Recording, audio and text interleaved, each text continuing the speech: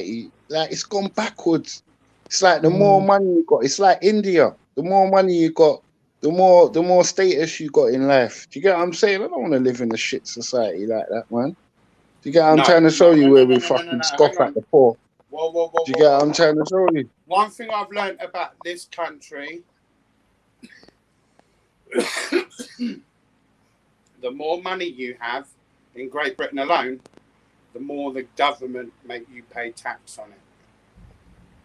Brother, what I'm saying to you, I deal with accountants, innit, bro? Brother, I don't want to say things on here, but I deal with accountants, innit? What you're saying is not really relevant, bro, when you've got money. Do you know what I'm saying, bro? Like, when you got money, it's not relevant what you're saying. Like, that's standard. That's standard. You get what I'm trying to show you, bro? That's up to you. What I want to know, is how integrated into your surroundings are you if you're looking at certain people and calling them a lost cause? Like, that to me money is isn't like the you're just separating yourself off from certain people and running to other people and licking their bumholes. Like, what is this, bro? That's not integrating, isn't it? That's like, bro, integrating is the football final. Yeah, they cheer you on when you got to do something for them. As soon as you fuck it up, you're a nigger. Do you get what I'm trying to show you? That's what integrating is. Exactly. You get what I'm saying? You know it, Mary, because we suffered similar We things. integrate ourselves into the United Kingdom football championships and world, all this stuff like going on, and then look what the thanks we get. Tell me how integration's benefited us, please, Trill. I'm waiting. Like, I just need to know, innit? Like, talk to me, innit?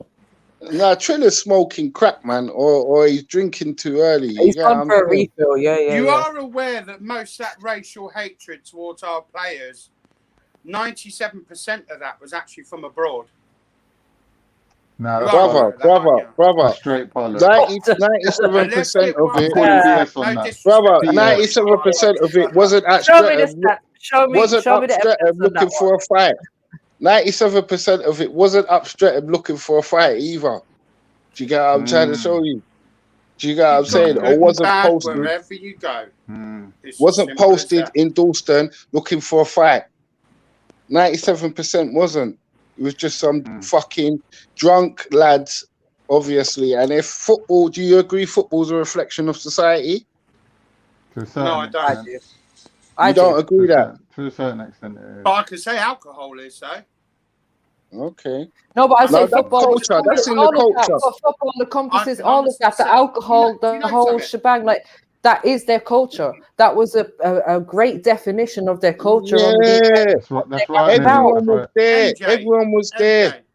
And tell me why when the football is on, every single pub is full to the brim. Yep. Now, when I grew up in London in the 80s, do you know what? You could go out there, go to work. Now, this is a prime example. My late stepfather used to be a taxi driver. He worked for himself. He owned his own company.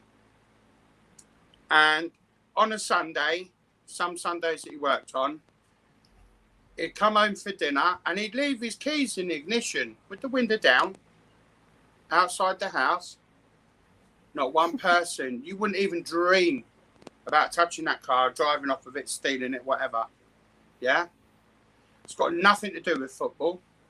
It's all to do with how you were brought up. You were brought up to respect your elders, your family, your neighbours, and stuff like that. Secondly, back in those days, you did something wrong, wallet. Simple as that. It's down to society today and the system of today. Did you know that if I went to my child and said, "Hey," I can get 2.5 years in prison for it? But we're talking about 1980s, but really you're chatting about 1950. 1950 you're chatting about. Today, and why it's so shitty is because, one, everybody's allowed to just run hoodlum like they think they like it or not, and nobody does a damn thing about it because, one, they're too frightened to, or secondly, they're too frightened to be arrested for doing something about it. Listen, mate, I get your kumbaya honest. I love it, bruv. In London in your day, I can imagine it was great. But I came from a fully, one second, bro. I'm just letting you know where I came from. Bro, 1 second, bro. when I see my child on visits and my child comes here on weekends, if I think my son, 16 years old, and as much as I love him, I think he needs to be put, as big as he is, because he's taller than me. He's about 6'4". As much as I love my son and as big as he is, he doesn't toe the line. He goes over my fucking knee. And I said, you don't fucking like that. Take me to court. Simple. Everyone. I think every real parent's got that sentiment, bro. But what I'm saying, I understand the I'm not parent. afraid of the system. What I'm trying to get at is because people are afraid of the system. Most definitely. Oh, I can't do this. I can't do Have you took your jab yet? Have you took your jab yet? Have you took your jab yet? Have you took your thing yet? People grew a fucking backbone in this. You're on your second one, so be quiet, mate. Be quiet. Oh shit. What I'm saying is, fucking hell, man. I can't understand how much more examples we need. England was racist in the fucking 60s. England was racist in the 70s. England was racist in the 80s. It's been going on for thousands of years. 1 second, bro. Accept it and move on. Bro, the world would be a better place. I hear you, bro. That sounds nice. That sounds nice to say, but I'm dealing with reality. Yeah, reality is, even black people can be racist. German. Yeah. Bro, brown people can be racist. White people can be racist. Seriously. Can I just finish what I'm saying? Yeah. Oi, Danny, I understand you're emotional, bro. I feel your pain, whatever. Let me just finish what I'm saying, innit? Just grown up with all that shit, and I don't let it get to me. Simple. I understand, bro. I know what you're saying. Obviously, a man could call me, brother. A man could be racist to me, and it's not a problem one day. And then a man be racist to me, and then obviously I throw him in front of a bus. So it's not. I know what you're saying. I understand what you're saying. But what I'm saying to you is, that the fucking place was racist in the 60s. It was racist in the 70s. It's been racist in the 80s, and then obviously when obviously it was racist in the 80s and 90s, black and brown people was more united against them because there was a thing called pea bashing where they used to go around and beat up peas, and black man used to save them regular all the time. So like obviously we was more homogenous in the 80s and 90s. And then in the 2000 noughties, we're more separate than we've ever been. You have to realize the dynamic of society, bro. But who's separate from who? I'm not separated from anybody. All right, I walk out on my streets every day in Bedfordshire. I shake the hands of Muslims. I shake the hands of... Bedfordshire is called white flight, mate. No, it's not. You went to somewhere where it's quiet, bro. I know the game, you know, bro. Do you know Bedfordshire's got the second biggest Islamic community in the whole of Britain? I'm just saying to you, if you're not in the thick of it in London, living every day, bro, you can't really say nothing. Brother, it don't matter if I lived here or Jamaica white people or don't need to Istanbul. prove that they're not racist. Get on with it. White people don't need to prove that they're not racist. If you can't handle life, go to the nearest tree and end it. You might as well. You sound like a bit of a fucking white ring because they're saying if you don't want to deal with it, you might as well go home. I accept life for what it is. It is. Well, forget about that. I understand your point of view, but not everyone sees it like that, bro. Some people want to stand up for equal rights and justice. Is that okay with you? Do you know is that okay if I stand up for equal rights and justice? And Brian Hell. Huh? Have you ever heard of Brian Hell and Sabida? I don't give a fuck about Brian Hell. I just want to finish my point. 1 minute. All I want to do is finish my point, Danny. That's all I want to do, you know. You know what I'm saying? I want you to understand what country you're living in. Bruh, it's not my country. I'm glad you said that. I don't own it. What is your country? Out of curiosity. Wow, you really upset Triller now that you said that. At the end of the day, I don't own the land. No, okay. It didn't matter if I owned $50 million or 50 million quid in the bank. I don't own this land. This land belongs to no man. Yeah, it belongs to God. Never own He it. said, Exactly. Belongs to Yeah. the Queen. Belongs to the Queen. No, he said it You belongs to leave God. this world the way you come in it, naked, He nothing. said he doesn't believe in borders and boundaries and No, I don't. yeah. I don't believe in black or white or fat thin. I accept life. Yeah, so you're like a humanitarian. I get it. So why can't you accept the dynamics that's happening at the moment with life? Because I don't. Why would you accept life and then exclude all the dynamics that go with life? That don't make no sense, bro. I don't allow things to get to me. I don't have it as a chip. Well, I'm not saying I allow things to get to me, Freddie, let brother. me make a point to this gentleman. Right, let Bro, me say one minute. Guy, it's all well and good, yeah. You separating yourself off as an individual and putting across your individualistic point of view. I was Bro, a black person. we're talking about Danny, 1 communities. second. Let Khan speak. Danny, let Khan finish. Sorry, 1 second. Go on, Khan. Thank you, Lady Delicious. It's all well and good, yeah. You being on your own and saying what you think. Anyone can do that. That's fine, right?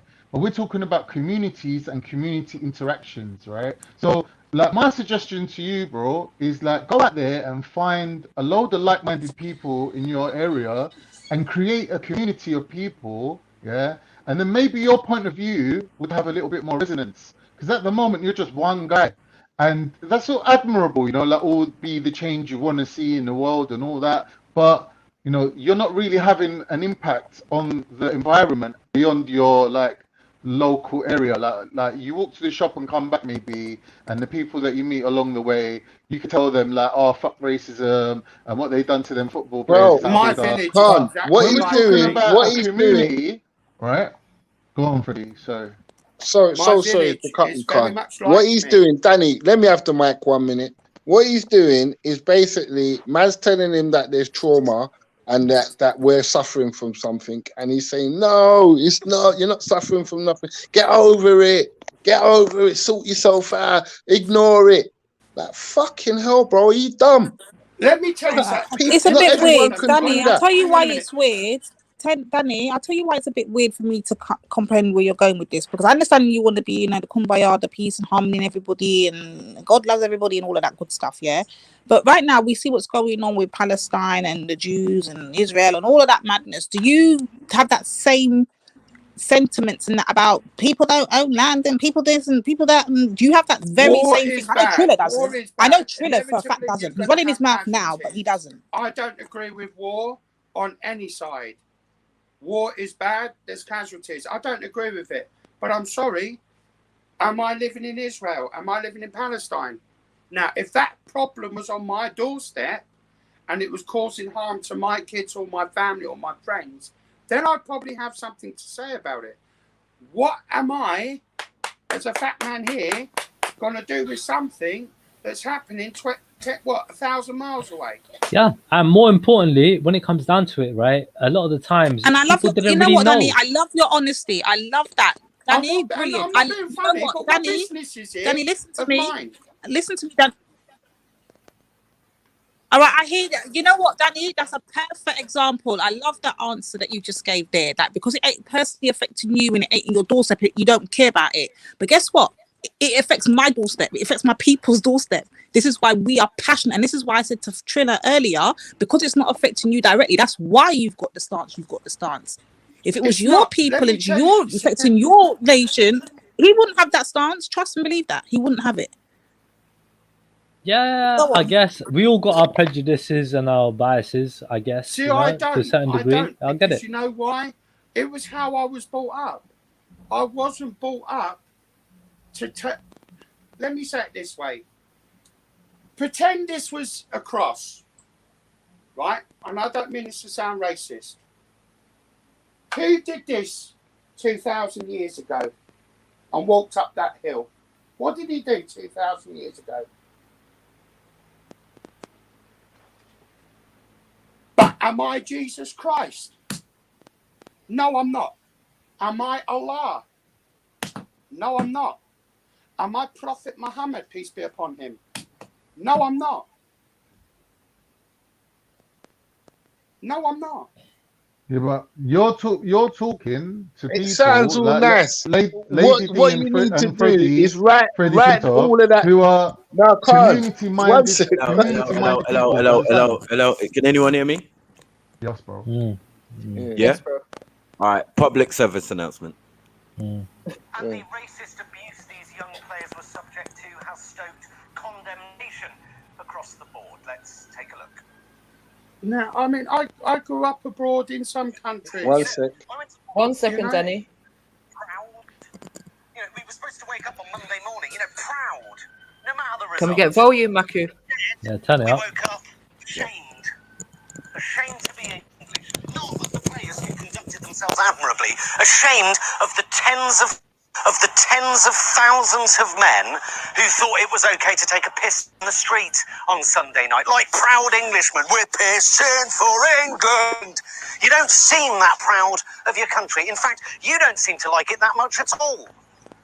Neanderthals throwing bottles and traffic cones before the game's even started. You haven't even lost yet. What are you doing? That's mental illness. That's not patriotism. It's insanity. You're not football bottles and traffic cones before the game's even started. You haven't even lost yet. What are you doing? That's mental illness. That's not patriotism. It's insanity. You're not football supporters. You're a violent mob. Apes don't behave like that, although they don't tend to have ready access to, you know, Tennant's super strength. Good job. The police were on hand to, you know, just let the violence run its course. There's a peaceful cretins claiming to be patriots whilst smashing up their own capital city, claiming to support England but racially abusing them when they lose, hurling racism at a young kid who's achieved more on and off the pitch for the country he was born in and loves than you being sick down the window of JD Sports will ever achieve. These are 19-year-old kids with the weight of a nation on their shoulders, being abused by a bunch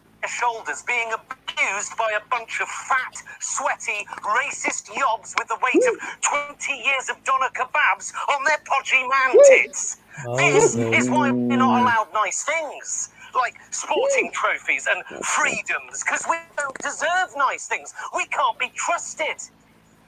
Adult men throwing furniture in the street. If this is what freedom looks like, maybe we need another 6 months of solitary to think about what, when watching a game of sport, you really expect them to be socially responsible around the shopping aisles of Lidl. Come on, England. I mean, what does that even mean anymore? There's nothing of England left. Just town after town of boarded up Debenhams. This green and pleasant land has turned into a nation of obscene and unpleasant wankers, a reactionary and populist moribund dump. Pleasant wankers, a reactionary and populist moribund dump, a bargain basement tax haven for Russian property developers. That's all we are, a nation of wankers. Done. Well, hey, that's the facts, man. Well, what I could hear of it. I'll go back on mute. We got one of them on the panel. It is wrong. It is wrong. I do find it this. Are you speaking about yourself again, Chillbilly? Fucking But hell. I don't. Do the cat fits wear it, cunt? Yeah, speaking about yourself all day long. To want to whine and gripe about. You're going to get bad things in life that we don't like hearing or seeing. That's just part of life. You know, if someone pissed on my door, I'd fucking go out there and put fucking petrol all over their feet. There you go. Yeah, but you're missing the point, though. If that was black people, they would be making arrests for they'd be making arrests all year until next year. You're missing the point. There would have been the army on the streets if that was 60,000 black people pissing in the street. Yep. Do you know what I'm saying? You're missing the whole dynamic of it. They was allowed to call people monkeys when they left the stadium and P words. You know what I mean? Right. See, Danny, I think the thing is, sometimes we've got to separate our views on things and what is actually happening in society. Like, yeah, it's all right for you to say, yeah, I was brought up like this and I don't treat people differently and I don't see color and blah, blah, blah, blah, blah. But do you agree that there is a discrimination happening against non-white people in this country within the system? Yes, I do. Okay, so that's the difference. Like, there's how we feel, and then there's what's actually going on. If I thought so strongly about things, you know what I would have done? I would have become a solicitor or a lawyer, and thought, well, if I thought the world was that bad of a place to live in, then that's what I would have done. Fair enough.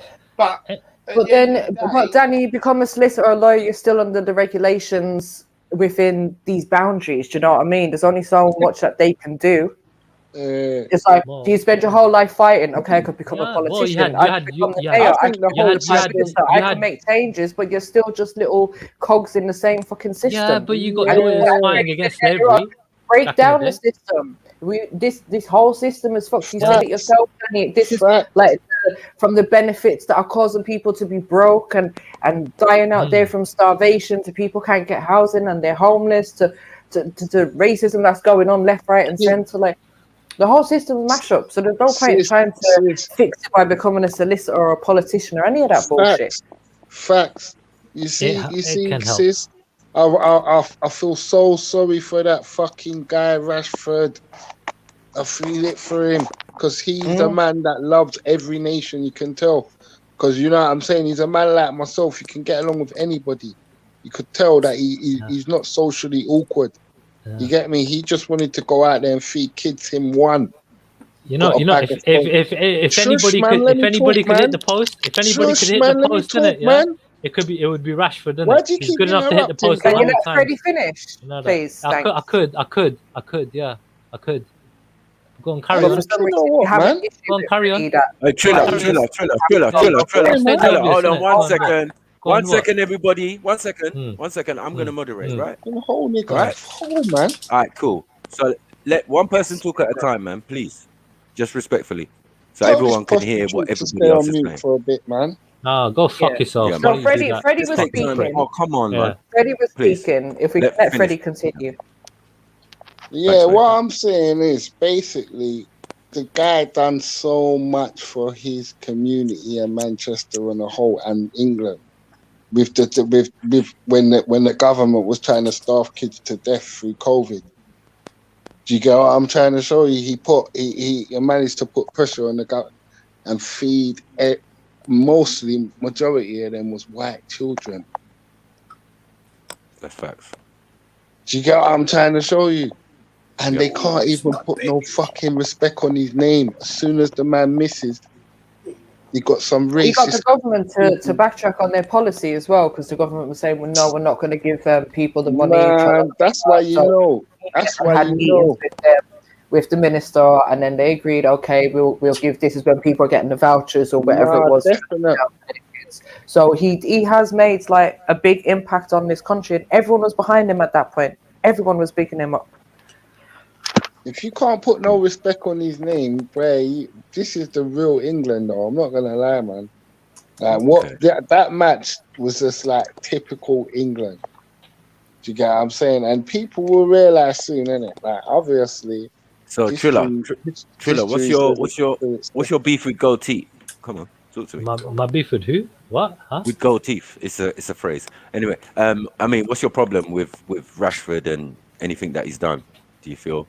Rashford, I ain't got, apart from the fact that he plays for Man United, that's the biggest issue. But fuck you, man. There's nothing wrong with Manchester United. Bro. Yeah, fuck United, yeah. Fuck United. And they're just as bad as everybody else. Can you play football, Triller? I was up there, bro. Yeah, I was up there. Up where? Yeah. Up there, as in with the best ballers out there. Yeah. All right. How come we've never heard of you? 1 second. How come we never heard of you? I didn't make it. I didn't make it. Yeah, that's why. But you know, I put out challenges out there recently. You know. Would you be the first British Sikh? I was aiming to be the first British Sikh Premiership player. Now, hold on, Triller. Don't you think that there's a little problem that in 2021, you are not, but there still is not one? Oh, but there were. I played with a few as well that were up there. I mean, dude, you can't say that there weren't Premiership teams that had Sikh players. None that you know. Only Asian, I know. Stop His name guessing, was man. Michael Chopra, right? Okay. And he played for Oh, Newcastle, you know about you right? know about Chopra. All right, so you know about Okay, Chopra. All okay, right. okay. All right, Oh, cool. hold on. I Okay, said, okay. seek. Yeah. Right? All right, And I'm cool. just showing you the All right, bias the of this first country. one. One The second. Go on. You lot deserve to be here. You got what I'm saying? And all of that, like the rest of us, right? Mm-hmm. And I'm saying, how come you're not represented in the England squad? How come I ain't seen no Oriental in the England squad? Like, what's going on? All right, so I was in But I Brentford think you mean Academy. Asians, All right, yeah? I was in QPR Academy. Right, and when it comes, I played for lots of different teams. Yeah, all right, like semi-pro and amateur. Like, you know what I mean, lots of different teams. Yeah. Okay. So when it comes down to it, bro, yeah, I've played against professional players like that made it professional. That are from the Asian backgrounds, Sikh backgrounds, right? One of the first ones that I knew from back in the day, who was a lot older than me when I was a kid, was Harpal Singh, played for Leeds United, right? They were a Premiership team at the time, right? So that was one. He was never, first team, but fuck it, innit? It's hard to make first team, right? I mean, end of the day. Played against him in some like tournaments and this and that. Played against some other teams, you get me, where they had some under 18 England, under 18 Wolverhampton, you know what I mean, like players and whatnot. Yeah. And bro, there are there, you know what I mean, some of them have gone abroad. Some of these Sikh guys, they played for Amsterdam, not Amsterdam, sorry, Holland, whatever. And you know what I mean, like they played abroad. So there are there. You're not answering the question, my brother. When it comes to You know what I'm saying? Premiership, bro, Premiership's the most demanding. No, we're not even saying fucking- Premiership. We're What? just saying football in general. Like, What if about they it? were in the Premiership, at least one of them would have made it, hopefully, in the England squad. The fact that none have made it in the England squad shows clear bias, because we know that England don't deal with talent. It's not about the talent. It's not about your ability. It's not about who you are. It's who you know. That is the longest standing statement in football. That's always been the case. But then, end of the day, dude, yeah, what can you do? Listen, if you don't know anybody, you gotta be 2-3 times better than everybody else. Yeah, right. That's just the way it is, isn't it? Yeah. If you're not fucking outstanding, if you're not putting in a fucking all-out performance day in day out in your games and being spotted at the right time and everything else, having the you know what I mean, like building connects and everything else, bro, you gotta do shit, innit? Yeah, I never understood that when I was younger. I thought, okay, I'm better than most people. I should, I got a good chance of becoming a Premiership footballer. Yeah, it seems like you guys are only good for being mayor and being health secretary. No, we're good at being. That's pretty like much everything, Did your parents not support your allowed, hold on. I'm not going to allow this blasphemy to take place on the panel. They are also very good for cricket. Let's not forget cricket now. Don't do that. Oh yeah. Sorry, my bad. West Indies as well in the team one time. And hang on a minute, I'd like to add something to that. That off the list. 90% of Asian people, whether they're Punjabi or Hindu or whatever, they're bloody good doctors and neurologists and heart that's right. That's correct. I wouldn't be in the bloody NHS. That's correct. And hold on. We are equally good at all those things. Definitely. Right? And football. So now let's go back to the football. Yeah. How come y'all are not represented? Hey, don't you think, bro? They love the Asian community so much. No. I'm gonna be harsh. 1 second. I'm just gonna say one thing, innit? They love the Asian community so much because I know the Asian community spend mad money on shirts. They spend mad money on everything else. Hot dogs in the stand, and fucking beer, and all this other bollocks, cocaine. I've seen Sikh turban with Man United. Buying clubs. So what I'm saying, buying clubs listen, as well. one second. So what I'm saying is, they love them so much they wouldn't even think to bring them in. You know, like just for a show. You're dumb. You know, like just for a show piece. Bro, because they can't do that to Asian people, you know. If he lets me finish, I can. No, but go on. Because on the amateur scene, bro, my football club, killed every fucking team. Bro, can I just finish what I'm saying, bro? With Asians and we smash teams. Fam, your voice is boring. Let me just finish what I'm saying, man. Chill, you got to allow people to finish. Chill, 1 second. Yeah, when he takes less than a fucking year to do it. You're cutting off, man. What you're saying is Yeah. True. One at a time. No, man. Give him a fucking sedative or something. Hurry the fuck up, you cunt, and speak. Wow. Bro, shut your mouth, you little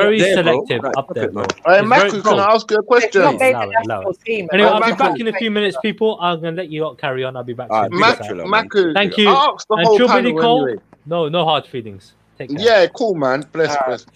All right, yo, I'll ask the whole panel, innit? This guy was super annoying, though, you know. Super annoying. Exactly. Right, boom. What do you think the English FA feel about Asian people? Not much. I think there's a level of disrespect there and an open prejudice, that a man is ignoring. Like, I don't understand that. Definitely, Maku. They You know spend what I'm money saying? like everybody else. I want everybody represented. It's just like watching EastEnders and seeing not many Asians, not many black people. You know what I'm saying? Is this East London? Like, come on, man. They're taking a piss. They're taking a piss. They should have gave them a token one long time ago. You give us one family of Asians and one family of black folk in East London. Are you all right? That's not representative of those areas. Wait. Even There's a bit more to that, Maku. The family of Asians are a bunch of crooks and basically underdog gangsters, yeah. And the blacks, they got mental health murderers and I don't know what the fuck. There's exactly representation of what's going on. What Like, does that say? it's just like Sorry, we see what's Randy? happening. We see the way we're portrayed all the time. Yeah. Yeah, what's that say? We're portrayed badly. Come back nearer, Randy. I got a squint to Yeah, I didn't even see that fully. Oh, is yeah, that we're the Bohemian market, Randy? We're representing disgusting. Now we've got mental this health. morning, We understand we've got mental health in that. Wait, what's that? It just inspired me. Yeah, I was just like, okay, man your hand now, Randy. Man your hand. Just let me pull it down again. Grab great street food at Black-owned Hackney Market this weekend. Is that the Bohemian Market in Hackney Central? Yeah, that's right. That's right, MJ. I just thought, after what we've been saying about Nipsey Hussle and building black business, I thought, okay, that's a start. I went there a few weeks ago, so let me just say quickly, I went there thinking it was like some kind of Hackney hippie vibe, and I walked in, I was like, oh, this is like a mini carnival. And yeah, it was the black-owned businesses. That's when I got my taste of injera and Ethiopian food. So yeah, I'd recommend it. All I'm putting on screen, I just thought it was a positive thing while we're having this talk about stuff. I just saw that this morning. I thought, okay, that's good. I don't know if it's going to achieve anything. Randy, if you live in the black community, you're going to see a million positive things. Like, you don't have to point that out. You know what I'm saying? No, I went to a positive thing on Saturday. Yeah, I understand. You know what I'm trying to show you? What I'm saying is, maybe there's hope. I'm just trying to bring a positive. Why are you trying to concentrate on the negativity, the white on white crime that went on at Wembley? Ain't you ashamed of that? Of course, I'm ashamed of that. Okay. So do you think it's fair, the treatment that they're getting? Because if this was any other section of Britain, there'd be hell and thunder. No, that's not fair, of course. Yeah, that's right. Do you think it's fair that copyright issues should be put in front of people's colour and the race? No, of course not. What do you want me to say? I just want you to say that this system's fucked. I know it. I know it's. I wouldn't mind you to say that this system's fucked, because obviously you got two sisters on the panel saying it, and you got a couple brothers saying that the system needs burning down. The system is fucked, and what can we do about it? Burn it down. You can do that. That's an option. There's always options. It's an option that you might have to consider to save your life. But you've never considered that option. What? I've never considered I revolution. say life is how we make it. I've never considered revolution. Is that what you're saying? No, by the sounds of it. I've done as I've spoken about before, I did my protests, whatever, and it was just like, the system is unfair, yeah? So the system's more than unfair. The system's more than unfair. They're getting away with murder, and we're not doing nothing about it. Instead of them people beating up each other and creating a lot of white on white crime, they should have been going at the heads of government. Well, the one thing my mum and dad always said to me, if you don't like this country, get the fuck out. Yeah, of course, because she probably sounds like she got her views from a racist pussy-hole. No. No, I'm saying she sounds like she got her views and her opinions from a racist pussy hole. My mum is not a divided person. Okay. My mum sees everybody as a human being. But I'm saying that rhetoric, you know that rhetoric about going home, it's racist, isn't it? We don't walk around with chips on our shoulders. I've had bad experiences with white people. I've had bad experiences with black people. Because I'm realizing reality. So Danny, because I'm pointing out reality, I got a chip on my shoulder. Well, the reality is you get on with life. It's as simple as that. I don't sit Danny, this is why I want to talk to Danny here. Can I just speak to Danny here? You do not walk in their shoes.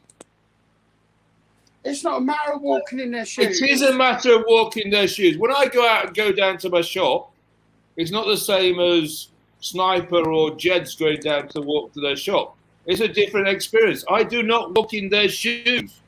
And that's the point. Randy, let me tell you, it's not. Why should I be walking in their shoes? No. But this is what I'm saying. It's your experience of life. So all right, let's take a different example. Yeah, I was helping out a young black brother earlier this year because he got into some trouble, and his solicitor's white. Yeah, and he's trying to argue his case with this white solicitor. As soon as I took over the phone from it, the tone changed. It was on speakerphone. It's like, why does my white voice have to come in for the tone to change? That's blatant racism from a white solicitor. It's like that solicitor heard my white voice and the tone changed. That should not happen. I just said, get a black solicitor. This person does not understand your cause at all. And it's just you're in a machine. Am I making sense? It's like, it's like I was shocked because I don't, like I'm saying, I'm being educated still. I'm 53, and I haven't seen these nuances, until recently. It's like, I'm just saying, why does my white voice coming on their phone, the white solicitor, the tone changes? They hear a white voice. But Randy, I hear what you're saying. Sorry, let me just cut you off. Danny, do you think whoever that is, they're going to have to shout a lot louder? Who, me? Whoever's trying to talk to me, please shout louder. I don't have my I can hear you perfectly, Jess. Can you hear me now? Just about. He might have to go out and come back in, Jed. I had to do that because I couldn't hear him or MJ. So that's why I went out and came back in. Go out and come back in, Danny. No, don't do that. Can you hear me now? Yes. All right, cool. Right, so I'm saying, should I care if you get called like a white cunt and beaten up by 10 black guys in my area? Should as a black man, should I care if that happens to you? I believe that if anything like that should happen to me, then I allow the law to do its job. That's not what I'm asking you at all. I asked you nothing about the law or anything. I said, should I care? Well, to be honest with you, I think, don't get me wrong, I'm not trying to sound heartless. Yeah, of course I would care. If that's not why I asked you. That's not beating up a black man outside my house, Danny, Paul, listen to the question. Listen very good. Should he care? I think it's down to each and everybody's. How can I say? Right. Prerogative. You're not listening, Danny. Listen to the question. He is. Now, this is the point, Danny. Yeah?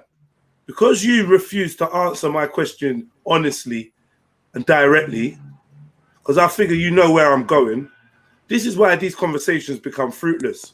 That's why I'm not refusing. One second. First. Hang on No. I think you should hear me out. If I saw a black person have you heard me speak today? Outside my house, no. I'm not just going to stand there and No. Sorry, my brother. You know I didn't ask you what you'd do if you saw a black man being attacked. I didn't ask you any of that. I've not asked you for any of that. All I've asked you is, if you're getting called white cunt and beaten up by a load of black fellas in my area, should I care? Well, I can't make you care or not care. I never said, can you make me care? I never said, can you make me care? Never asked, can you make me care? What I'm trying to say is, I'm not you. I'm not your brain. I've got the signal going from your brain. You have an issue. So you're obviously not community minded. You don't understand what empathy is, and you're actually quite self-centered.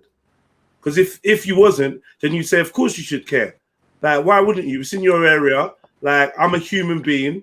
Why would you stand by and watch a human being get battered and racially abused? I said to you, I wouldn't. No, you never said nothing. You did a load of gymnastics, right? Because you can't just say, yeah, because you know I'm going to turn around and say, well, then this is why you should care about what happens in your community, in your city, or in your country. One second. Sorry, brother. This ain't going to work with you talking over me constantly. Like, you have to let me speak. I've not said anything this whole time you've been on, except for ask your name, where you're from. Then I left you to it. Look, man, if you don't care about what happens to your neighbor, your fellow man on this little tiny island, yeah, then the world stands no chance. Yeah, we live in a country where the foreign policy is to intervene in any human rights violations we see happening internationally.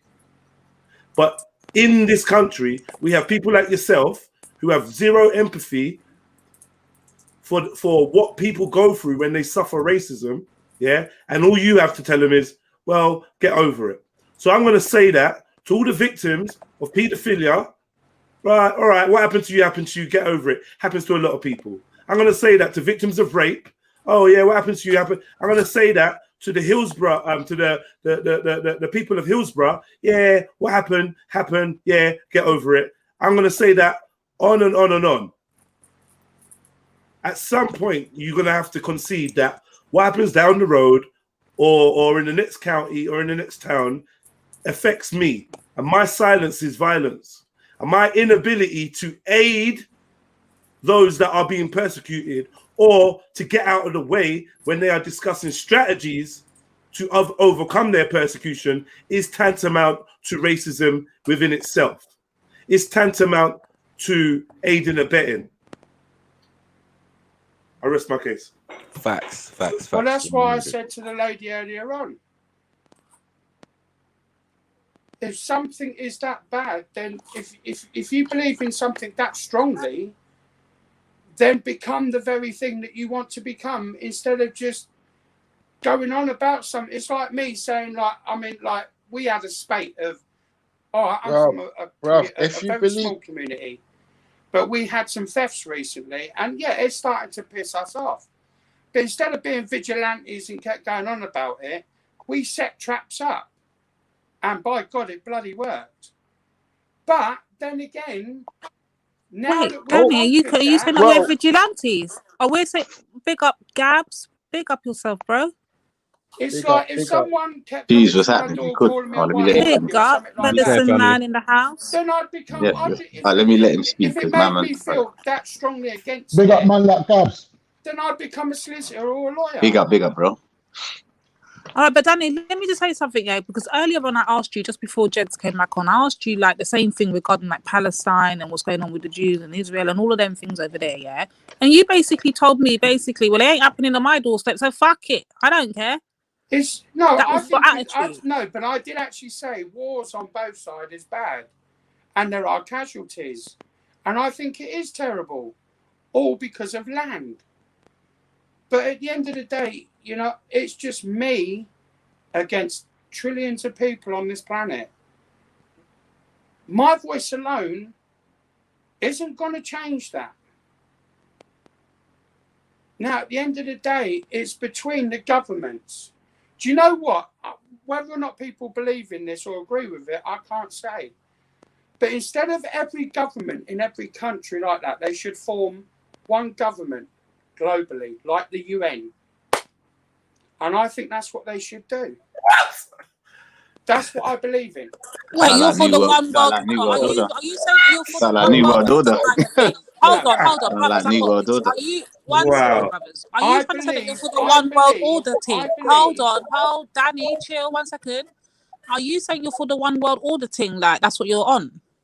No, well, no, not really. What I'm trying to get at is that we know for a fact it's like Afghanistan and Libya. We've given them so many chances over a 50, 60-year period.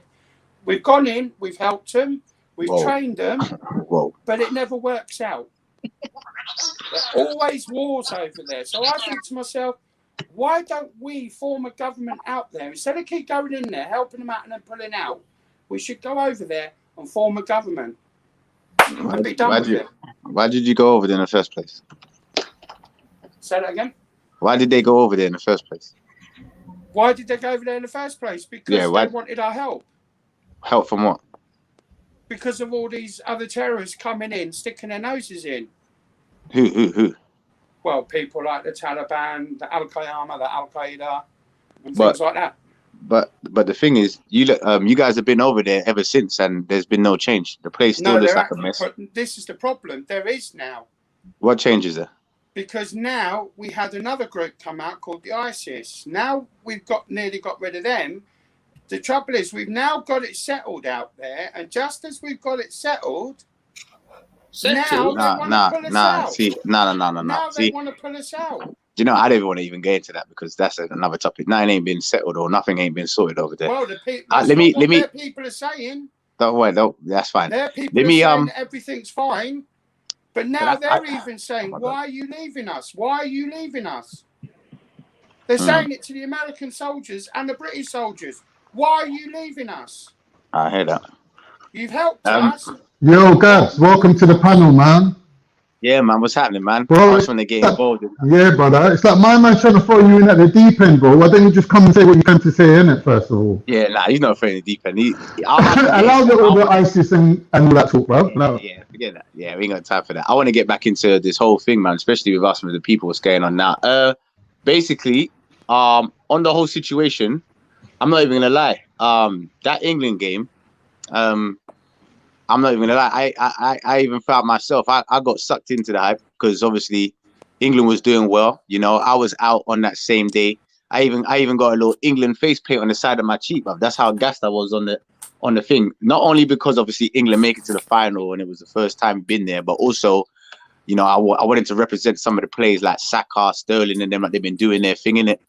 And I was hoping for them to get some, you know, victory. But I'm not going to lie. After the first penalty was missed by Marcus Rashford, and I know this went through the minds of every single person that was watching that game, the first thing that came into my mind was, oh, my days, I already know what's going to happen. It's like sign clicked and said, bro, are you forgetting what's going to happen? You know there's going to be pure racist stuff coming this way after that first miss. Then Sancho missed, and I was like, oh, my goodness. Second black man. Then Saka missed, and I went, nah. I already knew what was going to happen. I knew. It's like in my head, I thought, hold on, did I not know this was going to happen? I knew there was going to be a barrage of racism because this is always what happens. And you know what? I was even kind of glad because this is now put it more even to the forefront. We knew it was already there. We know what was going to happen, but it's just now become even more bait. Like the people was so with them, like, yeah, Sterling's doing well, it's going goes, yeah, Saka, man, boy wonder, The next minute, man, missed. All of a sudden, you got racist abuse flying out left, right, and center. PM saying Rashford should have focused more on penalty shooting than giving meals to the kids. Just chaos. But my thing is this year, we need to learn, and you know, it's I blame us as well, man. I blame the black community, man, because we don't know what we want. And I posted something this morning as well. We actually don't know what we want. Like literally, we don't know what we want. We don't know what we want to do. We don't know what we want for ourselves in this world because like all this thing keeps on going on. BLM, one knee, this, most of this stuff we don't even ask for. It's like someone's just giving it to us. And we ain't really saying what we want like in this world. Like what is it that we want? No one's out there saying what we want. We just feel because we're not in chains anymore, and you know, we ain't been told to sit at the back of this bus and that. We feel like, yeah, well, you know, I'm not in Africa. I ain't got flies in my nose and stuff like that. I ain't got holes in my sandals. Over here, I'm good. So I'm all right. Do you understand? But we actually don't know what we want. Hence why all this stuff is always happening to us. And nothing ain't changing. Gaps. You get, yeah. But you know the wickedest part? I said the exact same thing you said earlier, and I just said it in a different way, innit? I got a different delivery, innit? But I was talking to Trilla, and I said to Trilla, listen, reason why the whole thing for me in this nationalism thing, we're confused, we're lost. I said it, self-included. I even threw myself up in there. We're lost people out here. We're confused. We don't even know how we're labeling up. We don't know what we're doing, innit? And at the moment, what we're doing now is benefiting everybody but us. Everyone's benefiting off us right now, but us. And I'm saying, if we were to get ourselves back together, figure out who we are, what we want, what we're doing, it might be better. But right now, our backs, we're just confused people out here in these streets. These people, 100%. We don't know what we want. We don't know what we're demanding. We don't know if we're coming or going. We don't know. And because we're at the bottom, we see things differently. It's just that simple. Yeah. And you know what I was thinking? Something came to my mind. Do you know what would be a big statement? People are not understanding. Do you know what would have been a big statement as well? Let me tell you what a big statement would have been if this happened. If right now, if Sancho, Saka, Rashford, and a few of those black English players came out and said, you know what, we don't want to play for England no more, we're boycotting, we don't want to play for England no more, and we want to speak to the FA, and we want to be able to represent our countries of our choice. We want to be able to change it. If that was broadcasted out onto the TV, into the world, do you know how much of a big thing that would be, a big impact? Because everyone would be looking like, what? They don't want to play for England no more. They don't want to do this because they want to represent. And then you start seeing the trend, because I've seen this post about Callum Hudson-Odoi, leaving England and going back to Ghana. I don't know if it's true, but I'm seeing it a lot. But what I'm trying to say is, if that was broadcasted out, that would be a big shock to the system, because that would be a big talking point. Because of this racism, it's like you're basically saying, enough's enough. They don't really want us playing. So then I might as well just go back, like, you know what they say, go back to your country. I might as well just go and represent my own country and then see what happens. And then let's see how England looks, how the team looks after most of the majority of those players are not playing for them no more. Because we got to see it like this. If it weren't for Sterling's goals and something like that, England would have been knocked out in the group stages. They wouldn't have even made it to the final. Do you understand? So what I'm trying to say is, that kind of a statement in the world would definitely put people's eyes to the TV and their ears to the radios and to the news, thinking, is that what they're on? Because remember, at this day and age, they know that we'll just take what Boris says. Okay, we're gonna look into these racist comments from these social media outlets and see what we can do to tackle the racist abuse of our play. That don't mean nothing, man. Come on, man. That don't mean nothing. Watch when World Cup comes again and the same thing happens. Then what? Still gonna be racist abuse. This is why I like what Wilfred Zaha said about this whole the one knee thing. He said, why am I taking the knee when there's always still gonna be racist abuse? He said, I'm not taking no knee. I didn't subscribe to it. I didn't, no one asked me, Rod, do you think this is a good thing to do? So why should I take this knee? But when there's still going to be racist comments out there, you understand?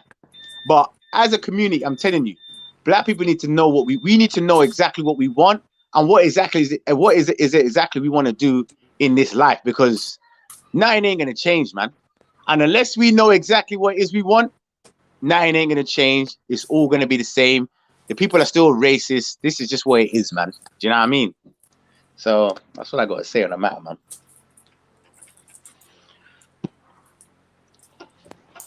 I'm glad you brought up taking the knee, because I've had problems with this issue. And if Jed's asked me to take the knee, or if Sniper has to take the knee, or Goddess has to take the knee, I would be taking the knee. But then, over the last few months, I've been chatting to the street cleaner on the way when I go to Tesco's, yeah? And I was like, he was doing Instagrams of his street car. And I was like, okay. And I bought him some Snickers, yeah? Because, it's got locks. And I was like, yeah, I can, nobody notices the street cleaners. Nobody supports them, whatever. And I was like, that'd be one person I would bow my head to and take the knee for. And that was the only time I thought, yes, I would take the knee for that brother. You're just about to sit in the chair, bro. What are you chatting about? But anyway, back to what Gab said. Gab, what my opinion is on this, right, is that you could be the UK black superhero, right? You could be the Jesse Owens that smashed up the Nazis and made them look like pricks at their own Olympics, right? That ain't where change happens. Change happens in the ranks of the intelligentsia. To get into that rank, you have to basically get your kids into Oxford or Cambridge, right?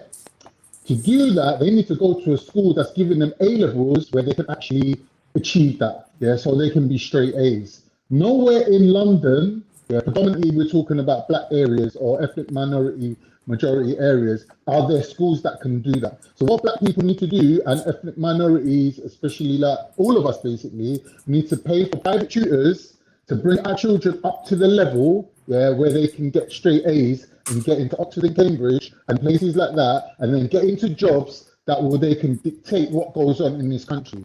It doesn't matter if you've got 100 people winning the World Cup, you've got a Pele, you've got a whoever, yeah?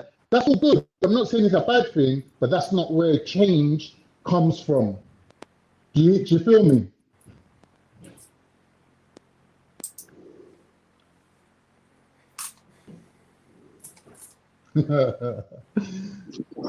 Yo. Yes, brother. Hello. Did you catch that? Yeah, man. That was a big point, man. Sorry, man. I was just chatting to my little boy. Yeah, no, that was a big point what you said there, man. Yeah. Yeah, man. It's a big point, man. I don't know, man. I just think, like, what do you guys think? What is it that you think that we want? I'm just gonna throw it out to you, just guys. What do you think? What do you think? We need, or what is it that we want? What do we want from the government? What is it exactly that we want? It's just a straight thing, bro. Equal opportunity. But don't you think we have that though? No. Like I said, where? Why would you say? Give me an example. I'll give you a straight example. Our schools do not provide the level of education locally. Wait. Do you think you've got the same? Do you think you start on the equal? Do you think you start? All right. Let me ask Gabs. No, you're a black man, no way. Do you No think way you start on the same equal opportunity, like the same starting place as your white male counterparts in the school? You're talking about like school, in right? in anything you compete in? Yeah, do you start on the equal playing field? Yeah, you do. Something. No, you don't. Shall I tell you why you don't? You do. Shall I tell you why you don't know? Right, cool. When this study was done, and looked at why black and ethnic minorities are underrepresented in Russell Group universities, which is all the top ones, including Oxford and Cambridge. The reasons are, number one, there's not enough role models. For example, out of all the professors in the whole UK, less than 1% of them are black and ethnic minorities, right? Less than 1% of professors, right? So they're the role models that we need. Teachers as well, we need more black and ethnic minority teachers that's gonna basically be on a level to propel your children to think, you know what, if he could do it, then I can do it, right? That's the main thing. Because your dad can be a plumber, but as long as you've got a good role model in your teacher, you might want to go and become a lawyer or whatever, So the role model counts for a lot because it's to do with the social mobility, right? You see that you can do what a previous person done, right? But I think, brother, that's a bit different to equal playing field, you know? You're talking about role models and stuff like that. That's like anything. I can say like, I don't know, Thierry Henry's my role model. He's a black guy. He's a role model for me. And that's what pursued me to get into football or Ronaldo. What we're talking about is if you got equal opportunity.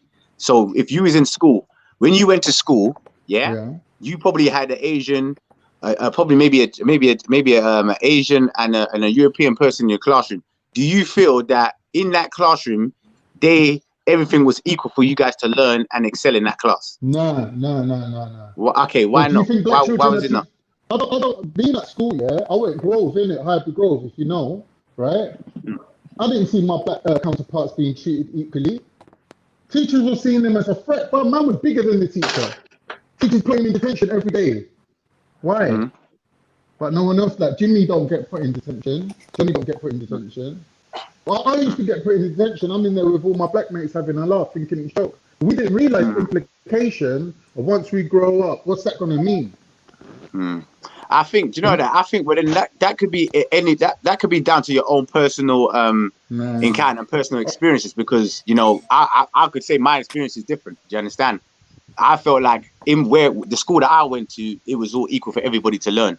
Now, if you want to get into the actual curriculum, like the certain things that they're teaching you, obviously you can say some of the stuff there is a bit biased, because obviously the history and the certain things that you're being taught is obviously more favorable for Europeans, or you learn a bit more about Asian history and their religions and all that, and you didn't really get anything to do with Africa. You didn't really know about the only time it came to African history, you're talking about slavery and Malcolm X and Martin Luther King. That's the only thing where I can kind of say where they didn't. That is the only thing where I can say, that was different. And that was a big major point, especially in my growth in school, that made me tumble down and start being more what's the word? More bad, because it's like I was saying this the other day with my friends. We was all talking. there was a point where when I was in year 7, I had a load of white friends, you know, that I was close to and stuff in that school. The moment they brought out, it came to that time where they taught us about slavery and stuff. After that lesson, that week of that whole slavery thing and everything, then we started to have our different clans. It started to be, you know, there's the white group over there and then the black guy. Yeah. Do you get it? And and people don't realize that mentally, like, broke some of the black people in the school, in the group, and made us feel a certain way. And then we started to get more aggressive. We started saying, what is this what they're on? And then we started being a bit more aggressive to the teachers, to tell them to shut up and get out of my face. What you think man's a slave or something? Like, what were you talking? Do you understand? All of that stuff started happening, and then we started getting in more trouble, getting excluded because we're getting in the fight. But you can see that even on the highest level, that's still perpetuated in society today. When you hear people like Trump saying, "Oh, you lot come from third world shithole countries" and things like this. That's 1 second. S, your mic is really loud. We can hear your background noise and a bit of white noise as well. Sorry, guys. Go for it. Yeah, so that's still perpetuated. That's still in society today. Forget about when we were kids. It's still around now, right? So that's one thing, what you just said, yeah? Another thing is the role models, because you got to look on it as a knock-on effect. If there was more black teachers, right, you would less likely get them kind of lessons where they're like, oh, slavery, You get a more balanced explanation of slavery.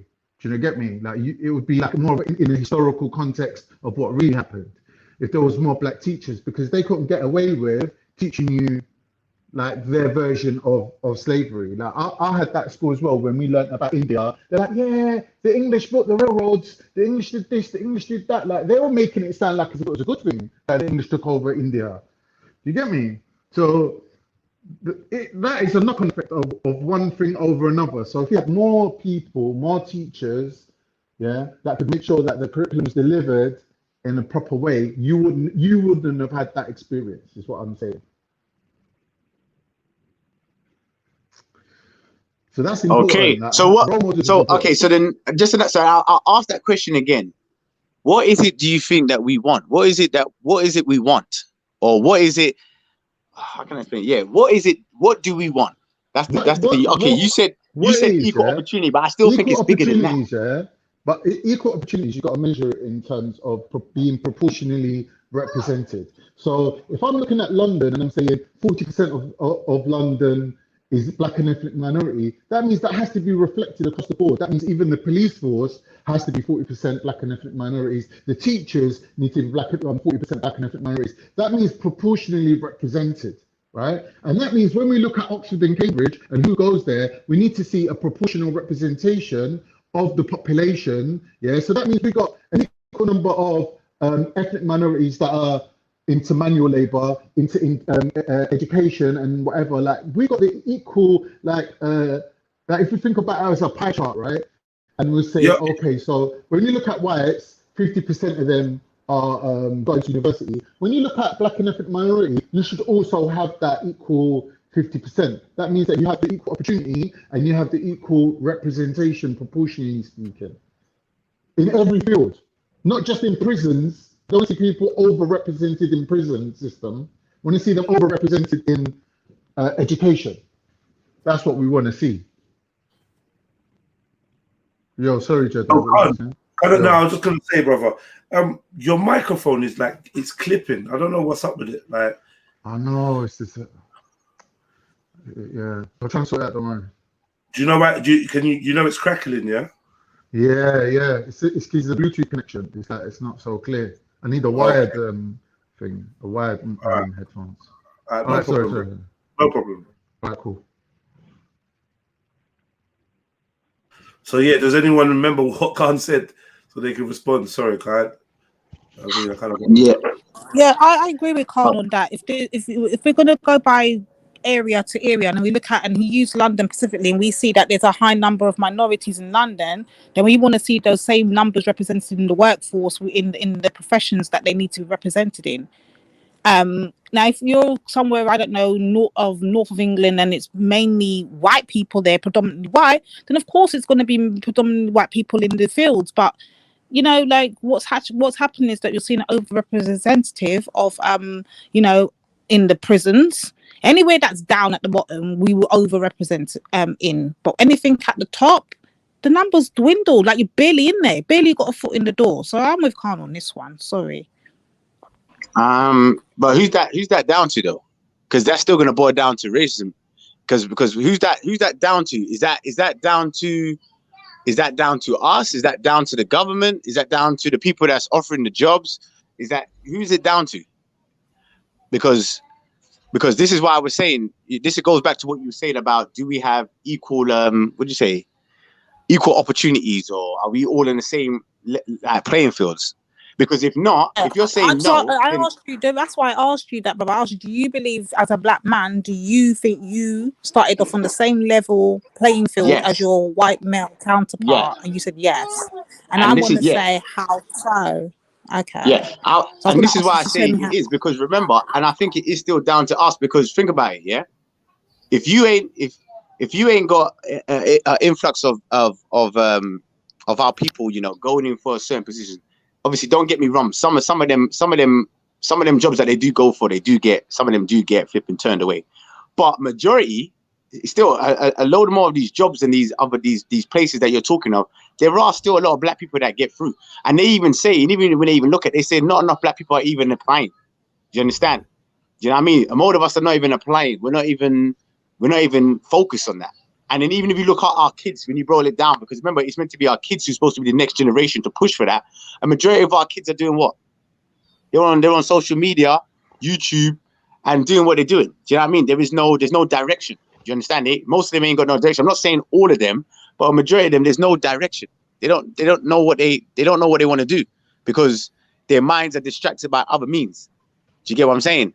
So, and that's not, and that doesn't even go for just even the black kids. Even some of the white kids and Asians, it's still kind of that kind of mindset, unless their parents are pushing them and saying, no, this is what you're gonna do.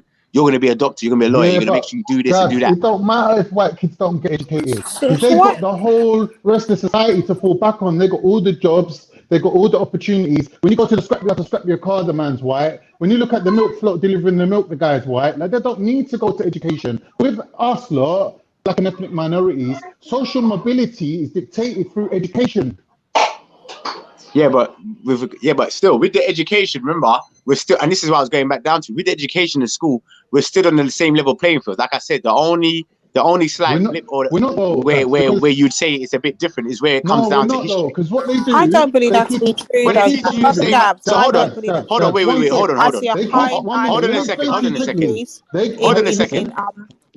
on a second. Are you telling me? Are you telling me the maths that you was getting taught in your classroom and the homework you was presented with in the classroom, are you saying that was different to everybody else's in the class?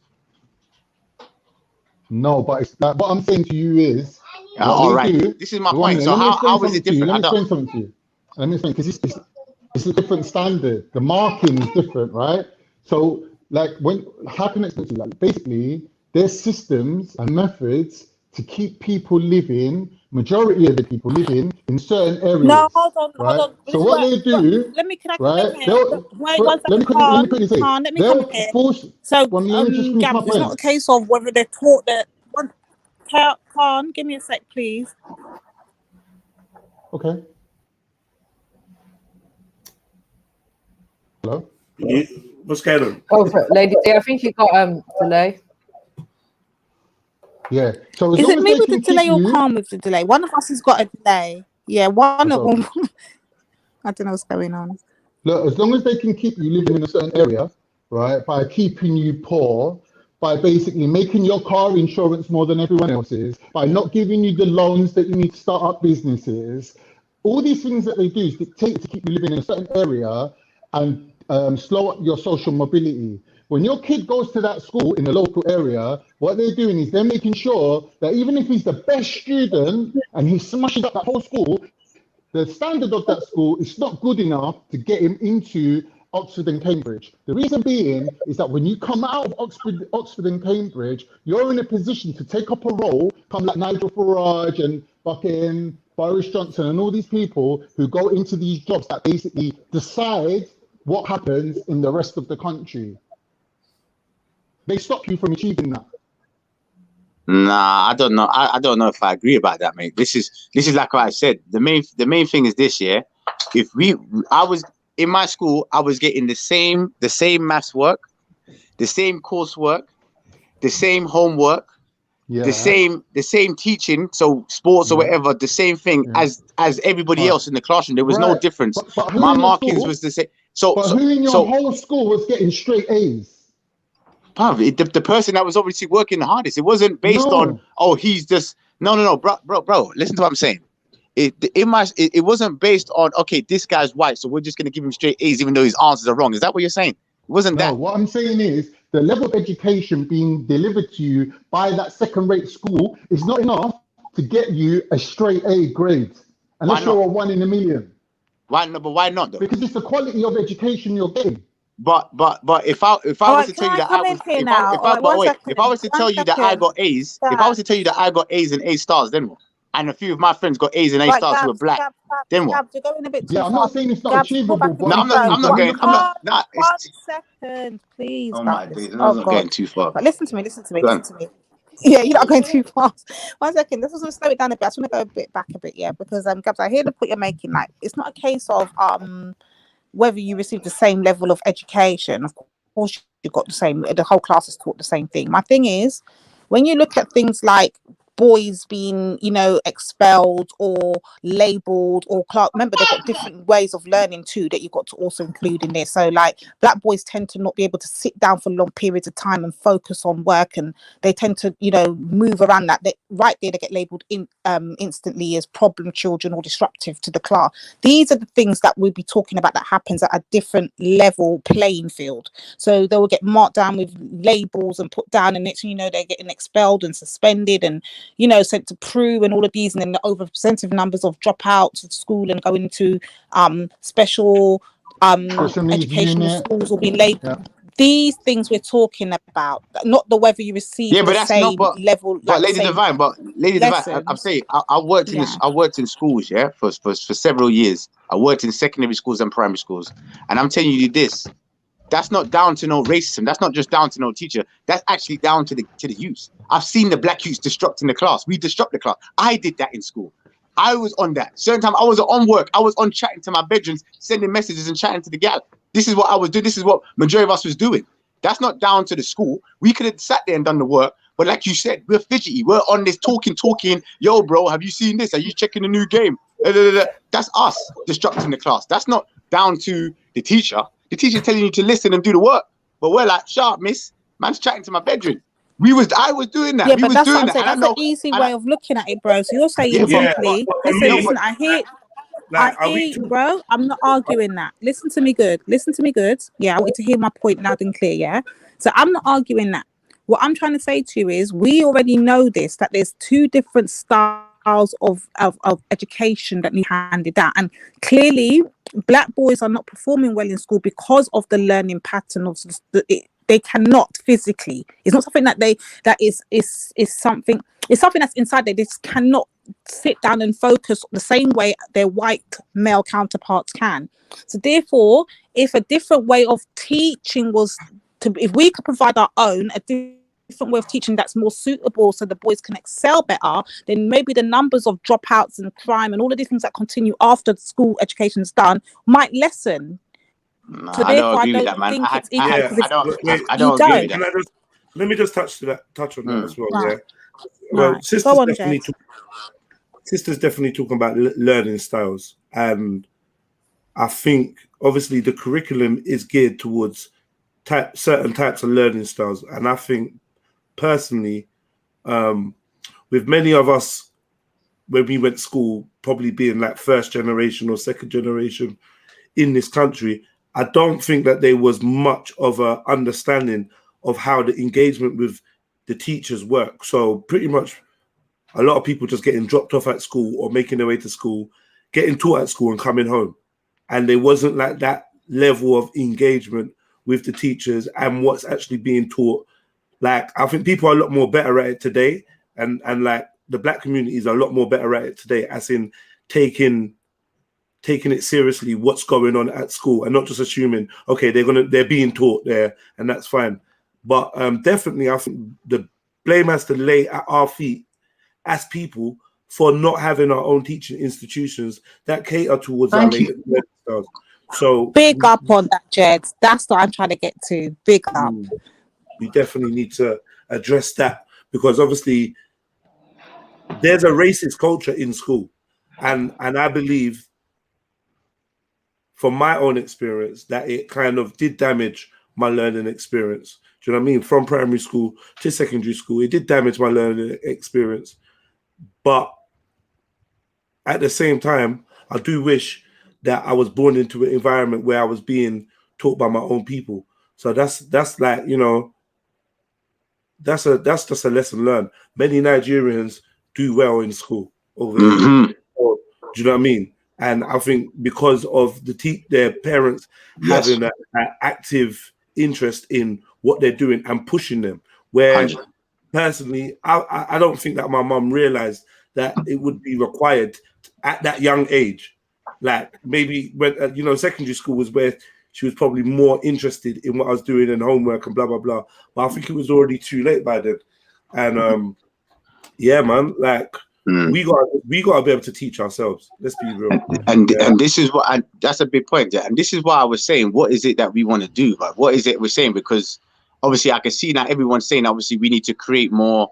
I think what Jedi said, you're saying we need to create more stuff in the community to help with the teaching. Is that what you're saying? More the learning. I'm saying basically you support the teaching from their young, so that way we can form them up to we will have less. Remember, it's like a pipeline, isn't it? So it starts off from we should be teaching when they're in school. Ultimately, the onus on learning should come from home and the community base, and school learning. If you're going to send them out into a state school, which to me makes no sense. Like, why would you do that? Like. Why are we doing that, should we say? Because these people are like the enemy. The government is the enemy. And you don't want the enemy teaching your kids. It doesn't make any sense. Because they're not sending their kids to learn from you, like, in your school. Not like that. Do you know what I mean? Not like that. So then, sorry, just a little one point, yeah? So then, and that's a good point that you said. So like you said, if it doesn't make sense for us to be learning in enemy territory, does it also make sense for us to try and live and integrate into enemy territory? I think they're slightly different, but you do have a point. But I think they're slightly different. Learning and creating your foundation is different because it's just like your basis, isn't it? Yeah.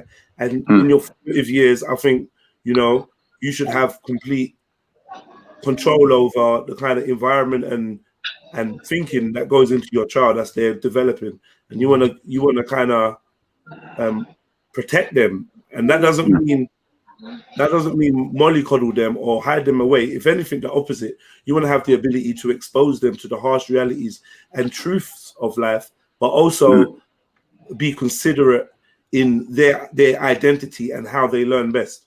The reason why I mentioned about the reason why I talk about the living is because of I'm thinking about the opportunities that, you know, black families have on, you know, getting their properties or getting on the property market or property ladder is very thin. I know a load of the white boys that I know from school, a load of their parents had their own places. Not to say that every single one of them, but most of them, a majority of them, bro, their parents had their yards, bro. And I didn't even know what they did. Most of them I didn't even know what they did. And for us minorities and stuff to get on the property market, and I do think that there's 100% some racism in it, because like that's like I've seen things with my family and friends where they've had welded enough, they fit the criteria to get properties, and for some reason the banks are not giving them the loans or the things that they need to get the property. It's called redlining. It's called redlining. You understand? So this is another reason why I think, you know, I get what you're saying about the education. That's 100% true. But I still think that's the same also with the living as well, because look at the areas that we live in. Look how they group us, you know. Can I just show you something? Yeah, I know I don't want to take over the whole convo, but let me just show you something that's very important. Yeah, like you might want to read it in your own time. Here it says, look, attainment gap UK universities. Yeah, this is a government paper. Black, Asian, and minority ethnic students attainment at universities. Yeah, this has been written by Baroness Valerie Amos. Yeah, see her there. right? Look, this basically explains that the schools that we send our children to fall short of providing them with the qualifications needed to attain the highest level of education, which then will propel them into positions of authority and leadership in this country. So no matter how, like, whether you get into the middle class and start earning money and buying houses, that's one thing. You're still a generation away from being in an intelligentsia level where you can dictate the, for example, you said the curriculum, what is taught in schools. Who decides that? Who decides, are we going to do Black History Month or whatever? It's not, they don't go around all the schools taking a vote. You get me? It's that people at the highest level decide this, and not just at primary school and secondary school, but university and higher. They decide what the curriculum is and how it's set, and all this comes from the top down. Understand? Okay, so and see now, and that's why I'm saying what you just read there, and if that is implemented, and that's part of the, I don't know, the status quo, or part of the government rules or regulations. This is why then I still have the thing in my mind: is it safe for us to be living and getting our education in enemy territory? Because this is works of the enemy. If they've set up something that they know is not going to propel you to get you to the highest point of your education and livelihood, or get the best properties that you can, and put you on the same level playing fields as everybody else, or as the European or whoever, then this is all out war, because they're basically saying, listen, you're here, but as long as you're here, you gotta fit this. I'm now creating this for you. Yeah. This is the highest you're gonna ever get to. Like, look, do you know what I said to you about success, right? And following a role model. If you look at models of behavior that have achieved what you want to achieve or what we want to achieve, it's been done before in America, where you look at the Irish community, right? The Irish were all police. Like, they were just like local, low level, like they're getting paid low level. They didn't have money to buy their own houses. How did they make it all the way to the top where JFK, Kennedy, an Irishman, is become the president? Do you understand? Like, it took stages for that to happen. Same with the Italians. Italians were all mobsters. No. One second. We're not gonna perpetuate this bullshit about grind your way to president. No way. I ain't hearing no way. We know the system. No way. Yeah, we know the system. Yeah, that's why I was waiting, because then they'll say, look, what about Barack? You know, I don't know about that. I can't. I don't know about grinding your way to presidency. I don't know if that exists. To be fair, it don't exist. No, it doesn't exist. So this is the thing. If you're asking kids to study at school and not be naughty and not fight the teachers. Okay, just quickly, Khan. Do you actually believe that it's all based down on the grades the person gets? Oh. Yeah, well, we heard that question. I think she's had difficulty, but she's saying, "Do you believe that it all comes down to the grades?" And she's just once you got the grades, they can't stop you from applying to any institution you want, right? And the problem here is that the top level institutions are crying out for students from Black and ethnic minorities, because they're underrepresented amongst them, so they don't have the diversity they need, right? So they're crying out for them, but the system doesn't deliver them. They don't have. No, but you do realize academically, children from Black African backgrounds, such as Nigeria, and they do really well in school. They're actually but really well ain't a number. I'm talking about numbers that show proportional representation. I'm not talking about some people done well, my mate done well. This is all subjective. I'm talking about. You can get the best grades, but when you go to that interview, unfortunately, your color might not match that company. So you can get. I know a lot of people that had 100%. really low grades when we went to university or whatever, and they were getting jobs. I'm looking at them like, how are you getting this job? Because her mum might be a whatever, or her father, or her uncle, or they've got those links. So a lot of the times it's who you know, and they were barely passing their degrees, and then they're getting jobs where they're getting their masters paid for. They're getting all these bursaries. We're not going to get that because we don't have those links. Exactly. So it's not just based on the curriculum or the education. It's who you know at the end of the day. That's the reality in a lot of careers. That's part of it. Yeah, but the first thing is to get your straight A's so you can actually even apply. Do you believe in this curriculum that we have currently? I'm saying to have a private tutor for your child to attain the grades required to give him the option of applying to any university he wants to should be, as a parent, should be your first and foremost priority. But you do know the education they give is just to put your child in a rat race. Exactly. Like, why would that be? Sorry, sis. Why would that be my priority? Like, to get my child into the best university out there. No, like, I'm not saying he has to get into the best. I'm saying there's going to be options for them. no, depending on that ain't what I said. I said why should I push them down, building up debt and wasting 3 years of their life to get a degree that they're probably never going to use, and they don't have the skills to then do anything with. Like, they don't have the skills they need. Because it's like you said, when you go to the highest institutions, you're getting the same education as everywhere else. But you do know a lot of these people that go to these high education. You're not letting me speak, man. When you go to Oxford and Cambridge, your professor, once you graduate, can make about 10 phone calls and he can get you a job in 1 week. But when you graduate from Holloway, London, Met, your professor don't know nobody. But what's the job you've got? You're just part of the rat race. If you've got a history degree from Cambridge, what's that going to do for you in life? Because the fact that you went to Cambridge and studied at the highest level means that what you actually studied is irrelevant. The fact is you performed at the highest level required and you smashed it, right? So you proved that you could do hard work. So it doesn't even matter what they taught you. The fact is you've done the hard work required and you came out on top, and your teacher can turn around to other people and say, do you know what? I've got a crop of students this year and these ones are the cream of the crop. And they get headhunted, they get industry coming to them and offering them jobs before they even graduate. And they got the contacts and they got the links, because this all happens at certain universities. So you want your kids to be in there, right? If they want to. I'm not saying you have to force them. Does that not make sense? That if your kid has that potential, why should he be stopped?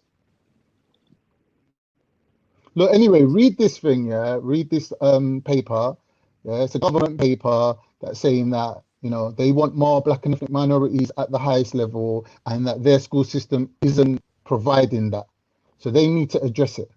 And it's the Oxford and Cambridge that's calling out for it. They're saying, fix up your schools and send your kids up to us because we need them.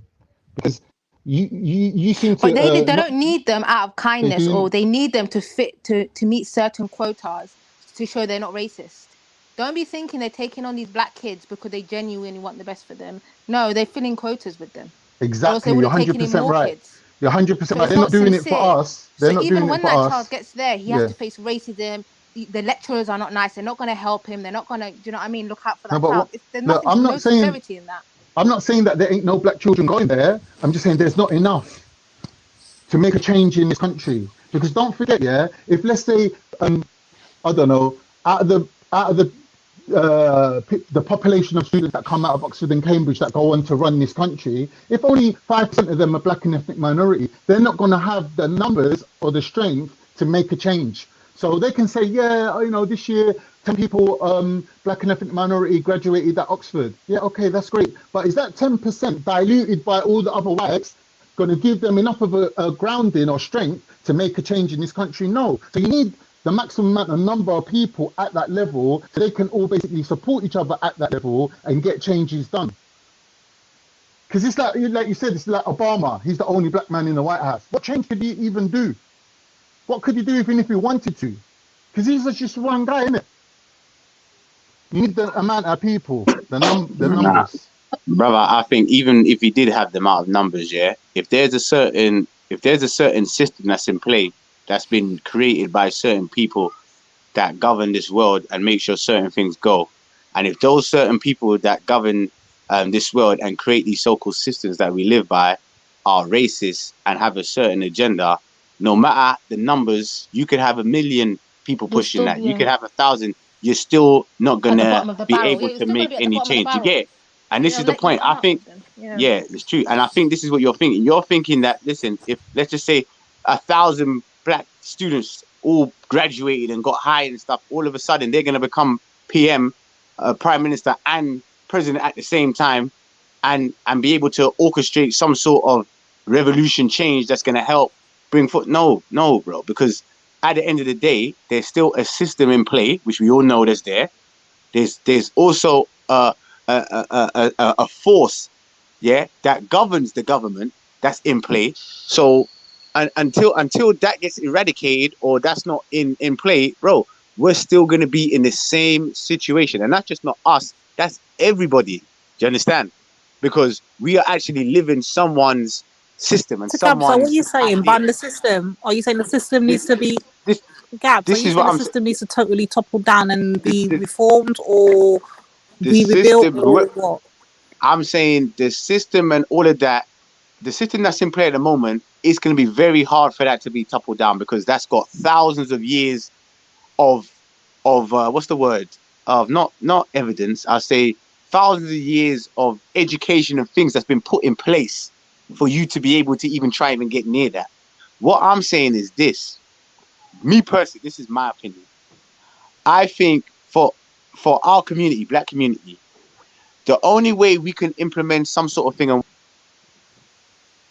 Oh, it's gone.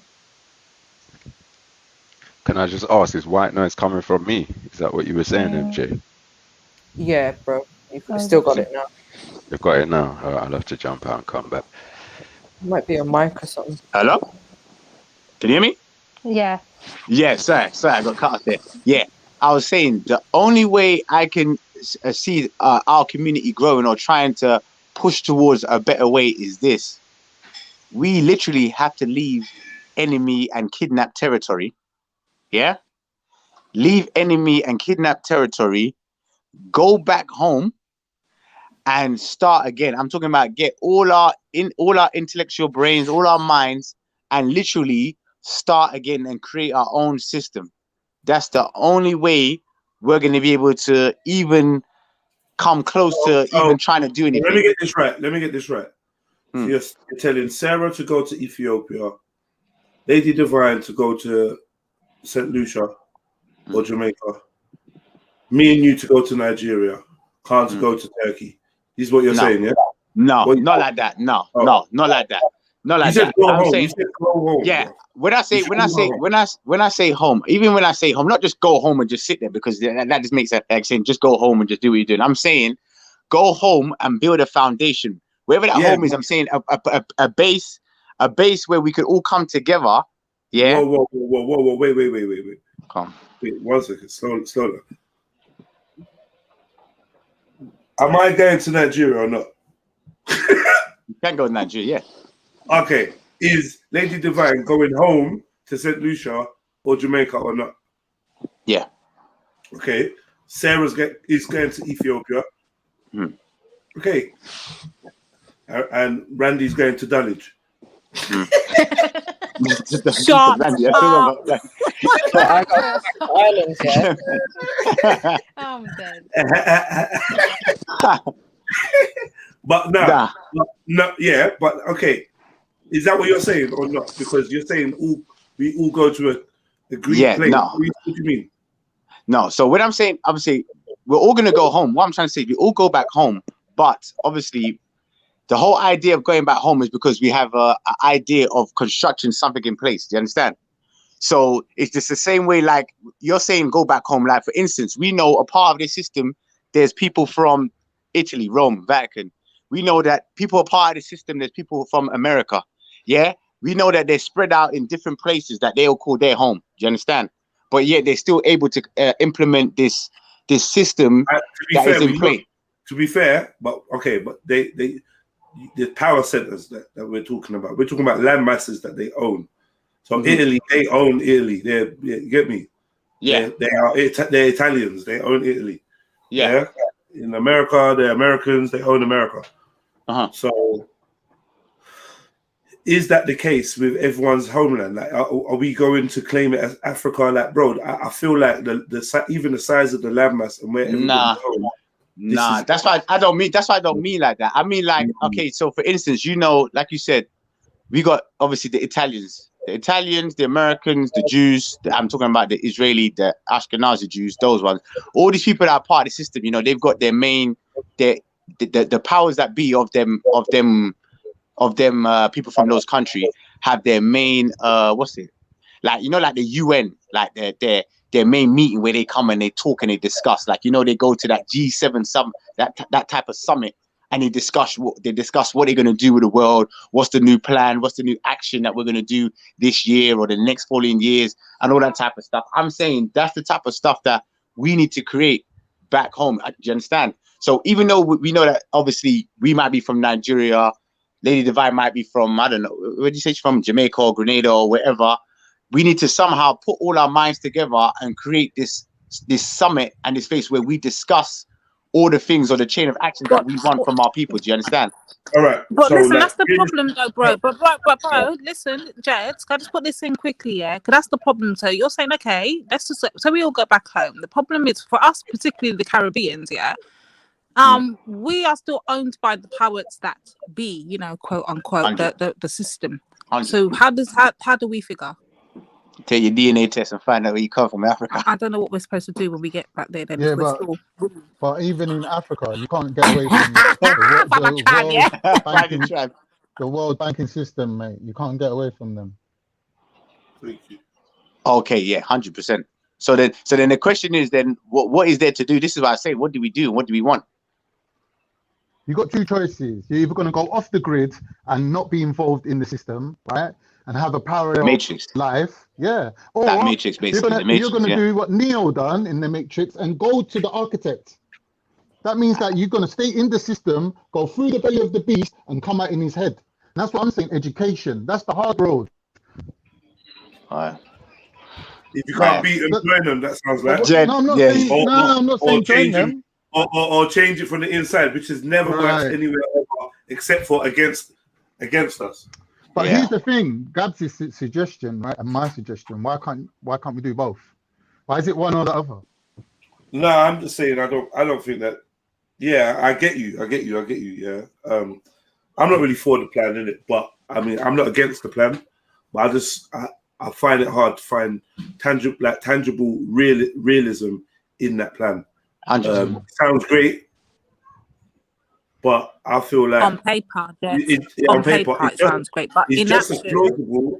It's just as plausible as us all from where we are rising up. Okay, but see that paper that it sounds great on. Is that paper real? Is that paper real that it sounds great on? Because the sister said on paper it sounds great. I'm saying, is that a real thing? No, what we're saying though, no, Jeds. No, sorry, not Jeds.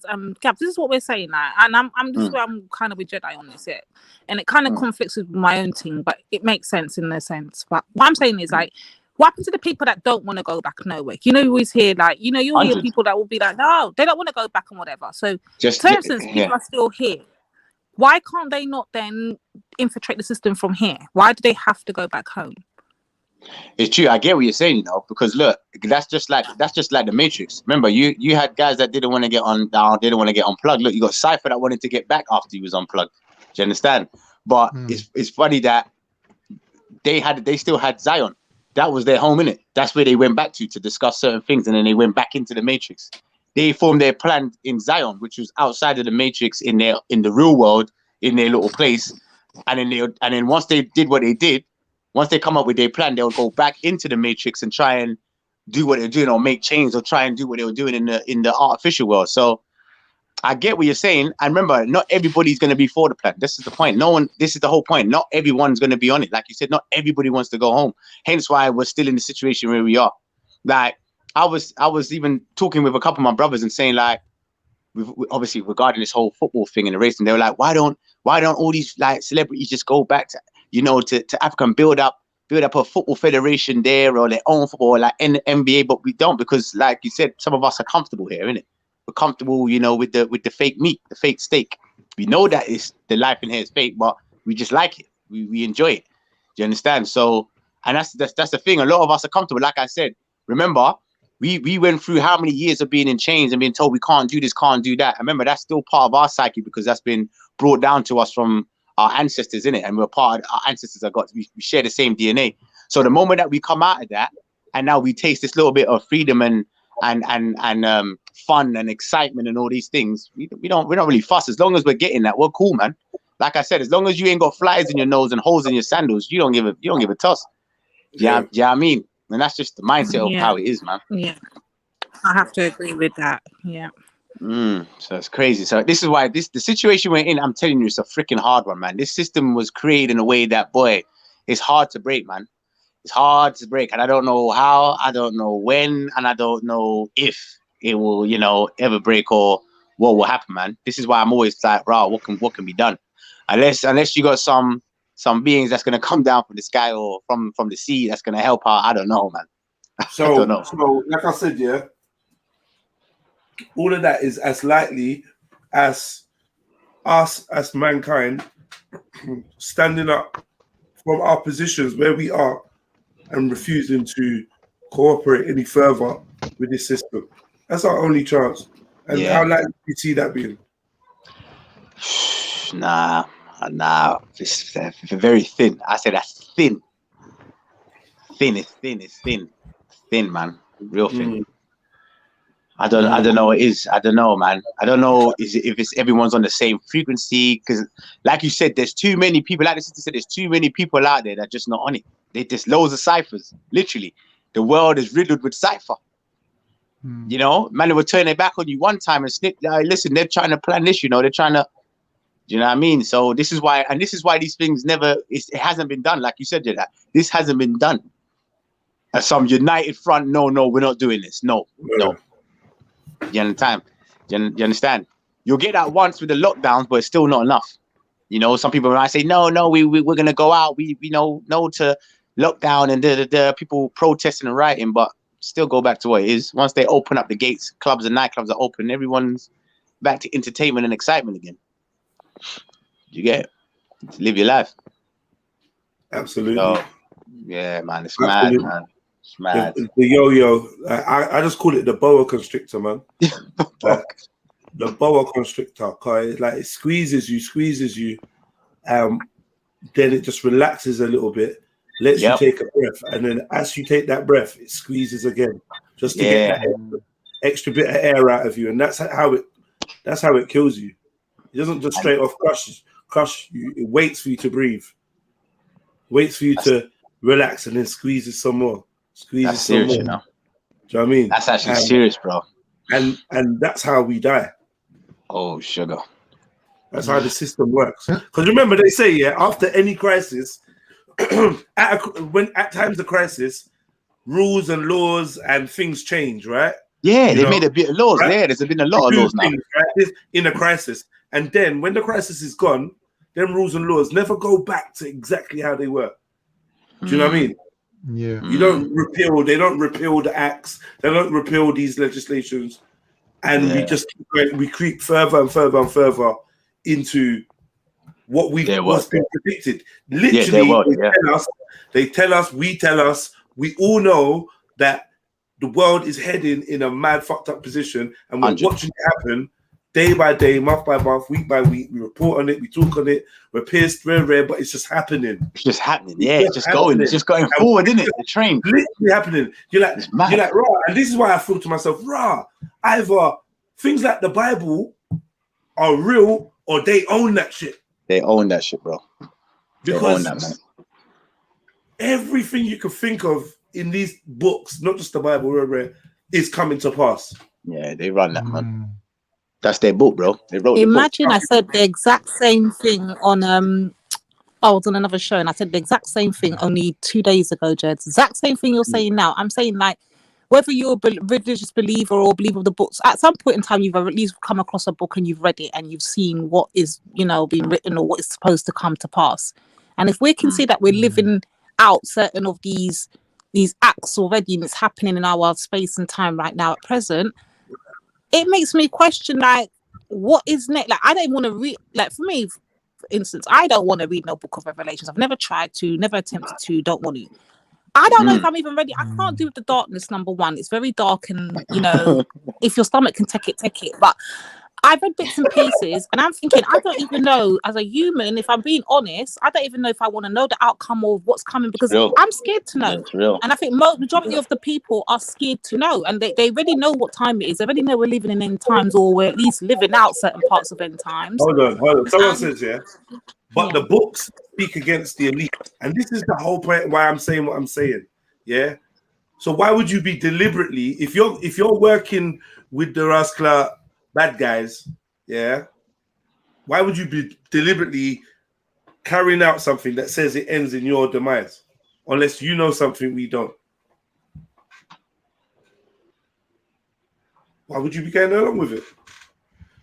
If it says on the fifth day they will wear red, make sure you're wearing blue on the fifth day. Like, why are you wearing red on the fifth day? And you know it doesn't make sense. So it's like either, you get me? Either the shit in there they can't help, they have no choice into going along with it, or they're deliberately trying to make these things happen. And there's a whole theory of, you know, people trying to deliberately bring about, you know, the Antichrist or something like that. Right. One world government, yeah. Right. Because after that, then it will be purified. So, like, I get to thinking that maybe these guys think they actually what they're doing is accelerating the inevitable, so we can get over and done with, so things can be all good. You know, for the big G, the greater good. Yeah. Yeah. You know what I mean? But obviously, it's inverted, and really, what they're doing is some fuckery. You know what I mean? Yeah. I still think, I think they're enacting it. All the stuff that's in there, they're putting it to play, man, because they know the outcome. Remember, at the end of the day, obviously, no matter how we're guessing and stuff, they ultimately know the truth, because remember, they got access to certain texts and stuff that we haven't even seen, like things that we don't wish of. They got access to the original source of these texts and where it originates from and all of that. Do you understand? And what we've been given is what obviously they wanted to share to us, like, you know, the same way, like when things are invented, you know that it's been invented prior to that, but they've only just given to us, like the drones and that. They started giving us drones to play with, but we already know they had that stuff already, and they probably got something new. And you know the joke thing? Certain of the information probably ain't even in books. There you go. It's in, like, you know, other forms. Other forms, bro. It's mad, bro. It's mad, man. It's mad. It's mad, man. It's mad. I don't know, man. The world we live in is a mad place, bro. I'm still trying to get over Antarctica and what's going on over there, bro. But boy. Well, what's your views? What are you saying about that? Yeah, nah, it's only because I watched remember, like, it's kind of along the same lines about them enacting things like blatant in our face. You know, they do this in the movies. They bring out all these old school movies, and it's like they're blatantly putting in your face what they're gonna do, and then in a couple of years it comes to fruition. So obviously, I've been on like Antarctica. I've always been fascinated with the whole Antarctica because it's just off charts. No one can go there, but yet all the elites and major people have been there, and they've got some sort of treaty that, you know, that they have there. And then the only thing that came into my mind that made that brought it back again is that I watched King Kong versus Godzilla, the new one. Yeah, you understand? And hard. there's so hot. Listen, so much. There's shit in there. so much shit in that film that I was like, hold on. And you know when you put on a film to go to sleep to, I put it on like, I'm just gonna have a little nap. I know I was gonna watch this for like half an hour. I'm gonna nap out and that, bro. The way I set up and was rewinding and forwarding and like what? I'm like, no way, bro. They got portals. They got hollow earth. They got fucking in the earth. Yeah, bro. Antarctica, bro. Antarctica, secret bases, military bases, everything. With futuristic shit that was built for hundreds of years before. They got mad shit going on. Mad shit in there. Mad shit. And you know what's mad? I was reading all the comments and everyone, all the skeptics about the film were saying, oh, it's not a good film. You know, the fight scenes and all that. And I'm like, bruv, you're talking about the fight scenes. Fuck the fight scenes. Bruv, are you seeing the shit in the background? What's going on there? Like, my thing was this year, you know, when they dropped Kong off, I don't know if people are sorry, this is a spoiler alert if you ain't seen it. But you know when they dropped Kong off in the snow and they was at that base, my thing was the base was already there. Who put that there, bro? Yeah. Who was there? Where was the people, bro?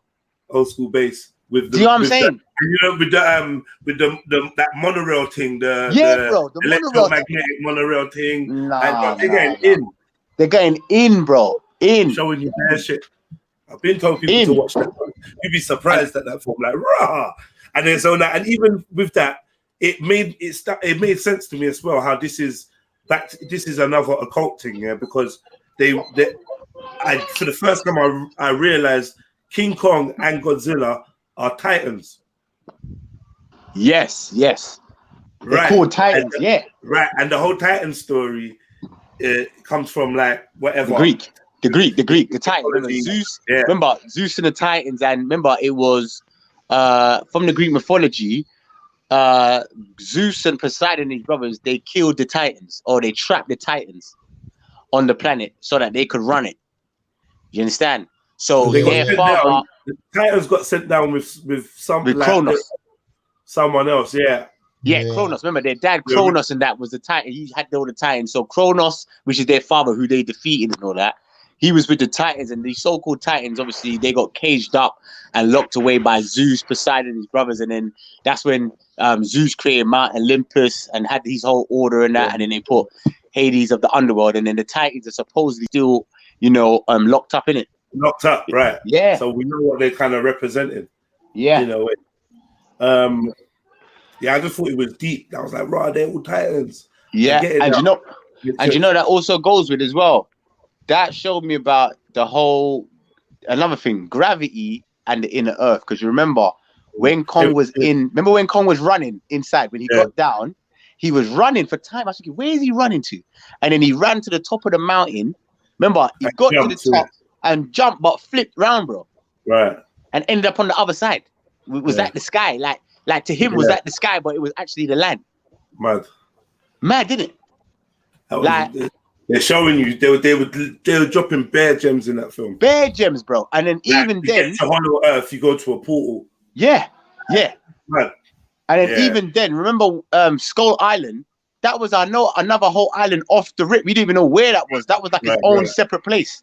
Exactly. And that goes back to when I used to watch Admiral Byrd. You know, the guy that the guy that went to Antarctica, and he was talking about that there's a landmass unseen by any human eye that is as big as America that has not been discovered yet. No one's been on it yet.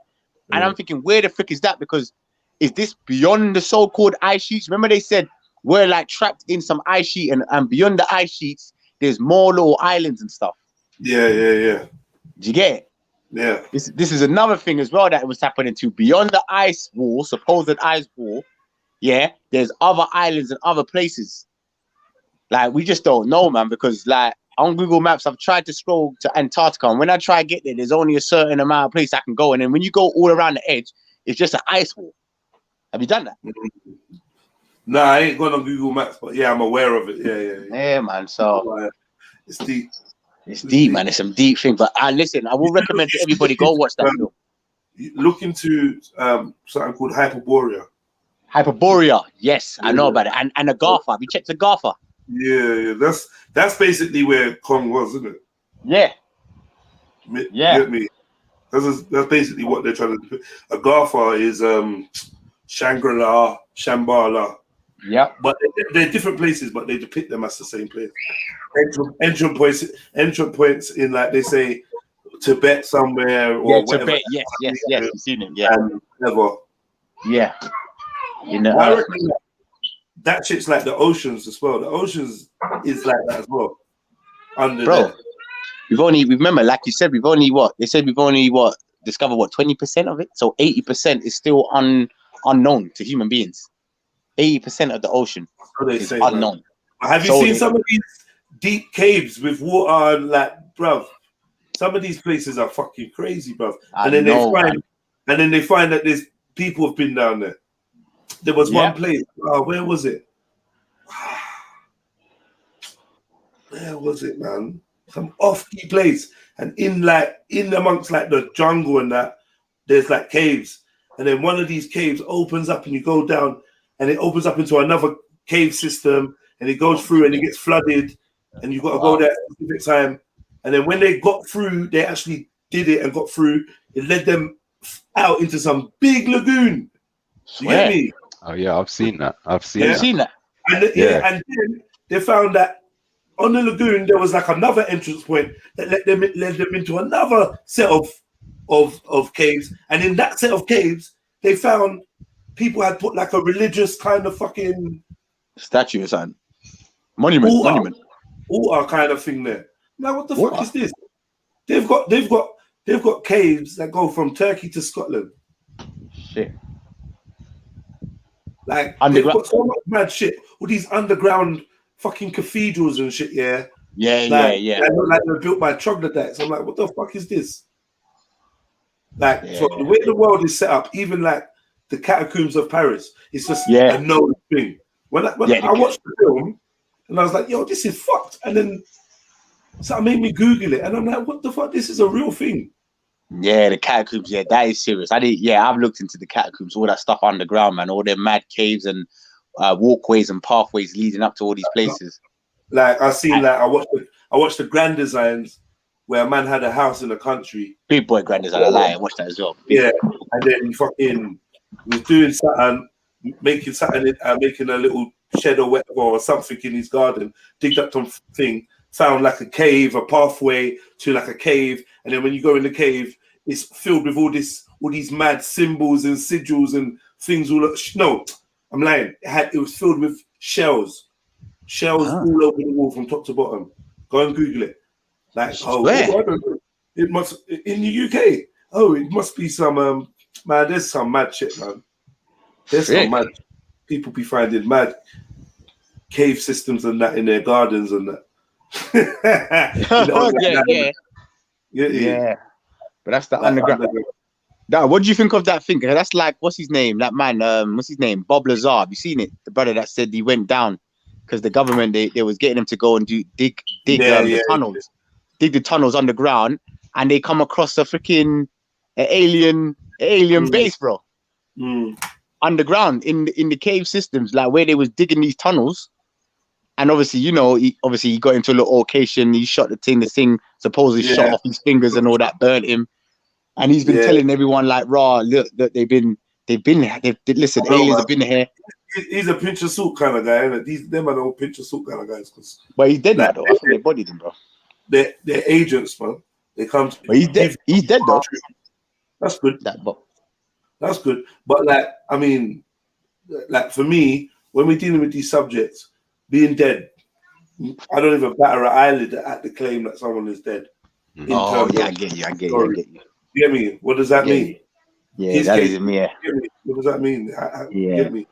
It's true. I have no evidence to support that claim at all. Yeah, it's true.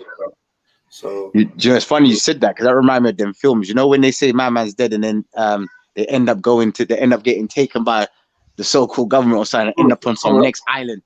And they're just living there and you're thinking, raw. And then it's just mad. And now they're thinking, raw, where am I? They're in some new world and this is where they are now. So it's peak. Man, there's some theories, yo, man. I definitely believe that you can, man. We have to talk off air, innit? But yeah, man. Like, there's other places, Don. There's other places. There's other places that you on the planet, yeah. I don't know about planet, but you can physically travel to these places.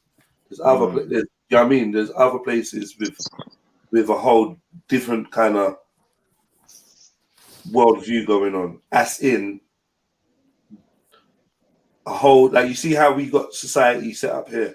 Yeah, there's a whole other society doing their thing in that direction. Do you know what I'm trying to say? Yeah. But one thing that did make make this the claim a bit strong is the whole portal thing, because remember with the whole thing with Agartha that they was talking about that the only way you can get to certain places is through these portals, bro. Yeah, but it's just go on. Sorry. Like there's access points to different dimensions around the earth, innit?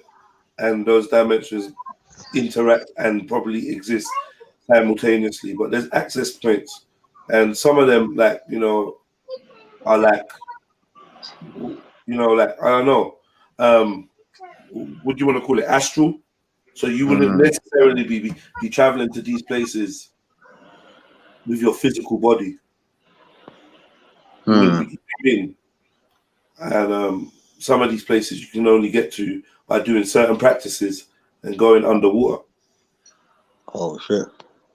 Yeah, I just wanted to say. Remember, like certain meditations and things that you do, practices. If you do them underwater, they have a different effect. What like underwater shit? I'm just saying, there's some realms or whatever that can only be accessed while you're underwater. And I think this is what all the merman, mermaid, this, all that really about. Atlantis. Oh, do you know why that's mad? Do you know what comes straight to my head? This is why I love films. Have you seen? Do you remember that film? Keanu Reeves again, even. Constantine. Yeah. How did he get to hell, bro? Remember in the bathtub, the water, bro. He had to submerge The under waters the in water. between the firmaments. Bro, you had to submerge with the water, bro. Remember, what they're doing is elemental, isn't it? The waters between the seven heavens. The portals between the seven heavens. Yeah, man. I just wanted to give a quick correction on Bill Bubblers. Bubblers isn't dead, and that wasn't the same person. We're talking about Bill Snyder. Bubblers was the one that worked on the Tic Tac device in Area 51. Okay, yeah. Oh shoot, yeah. So Bill Snyder. Bill Snyder, yeah. That's Bill Snyder. Is that the one that had the 3 fingers? Yeah. Mm-hmm. Is that him? Yeah. I got it. Because Bubblers, I did a Netflix show like not too long ago. Oh yeah, recently. Sorry, he did. How convenient. I don't know if it's he's been talking about it since the 80s. I don't know if he's legit or not, but bro, like I said, these men are agents that'll give you half truths, innit?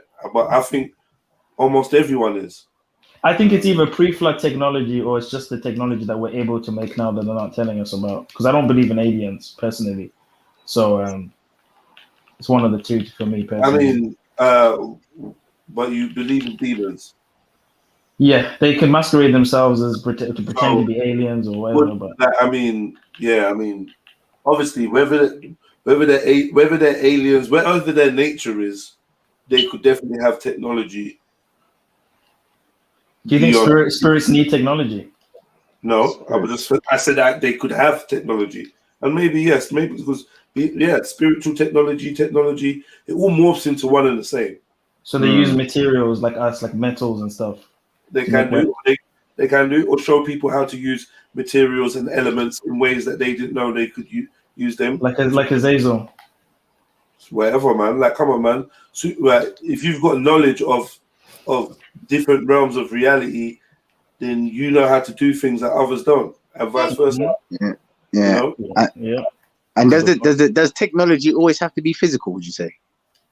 No. Well, we can stick with the physical. We already use things like metal and stone to communicate across long distances. We're doing it right now. It's technology. Yeah, but when we're talking the technology we're using is so crude. Like when you begin to investigate, not only is it crude, but it's suppressed as well. So when we're talking about beings from other realms that can have spiritual beings that don't have physical bodies, I mean, technology is kind of like technology is for us is a perk, or it's like an addition to our default senses. Technology is our crude implementation of what you're calling spiritual realm technology. It's an understanding of how that works. That's what it is. Understanding that you didn't have and was given to you by means. Yeah, I mean, from other places. Because I think you're thinking on the physical aspect. At the end of the day, you definitely agree with the concept from your own, belief system. So you believe in the concept of otherworldly beings teaching man technology. Yeah.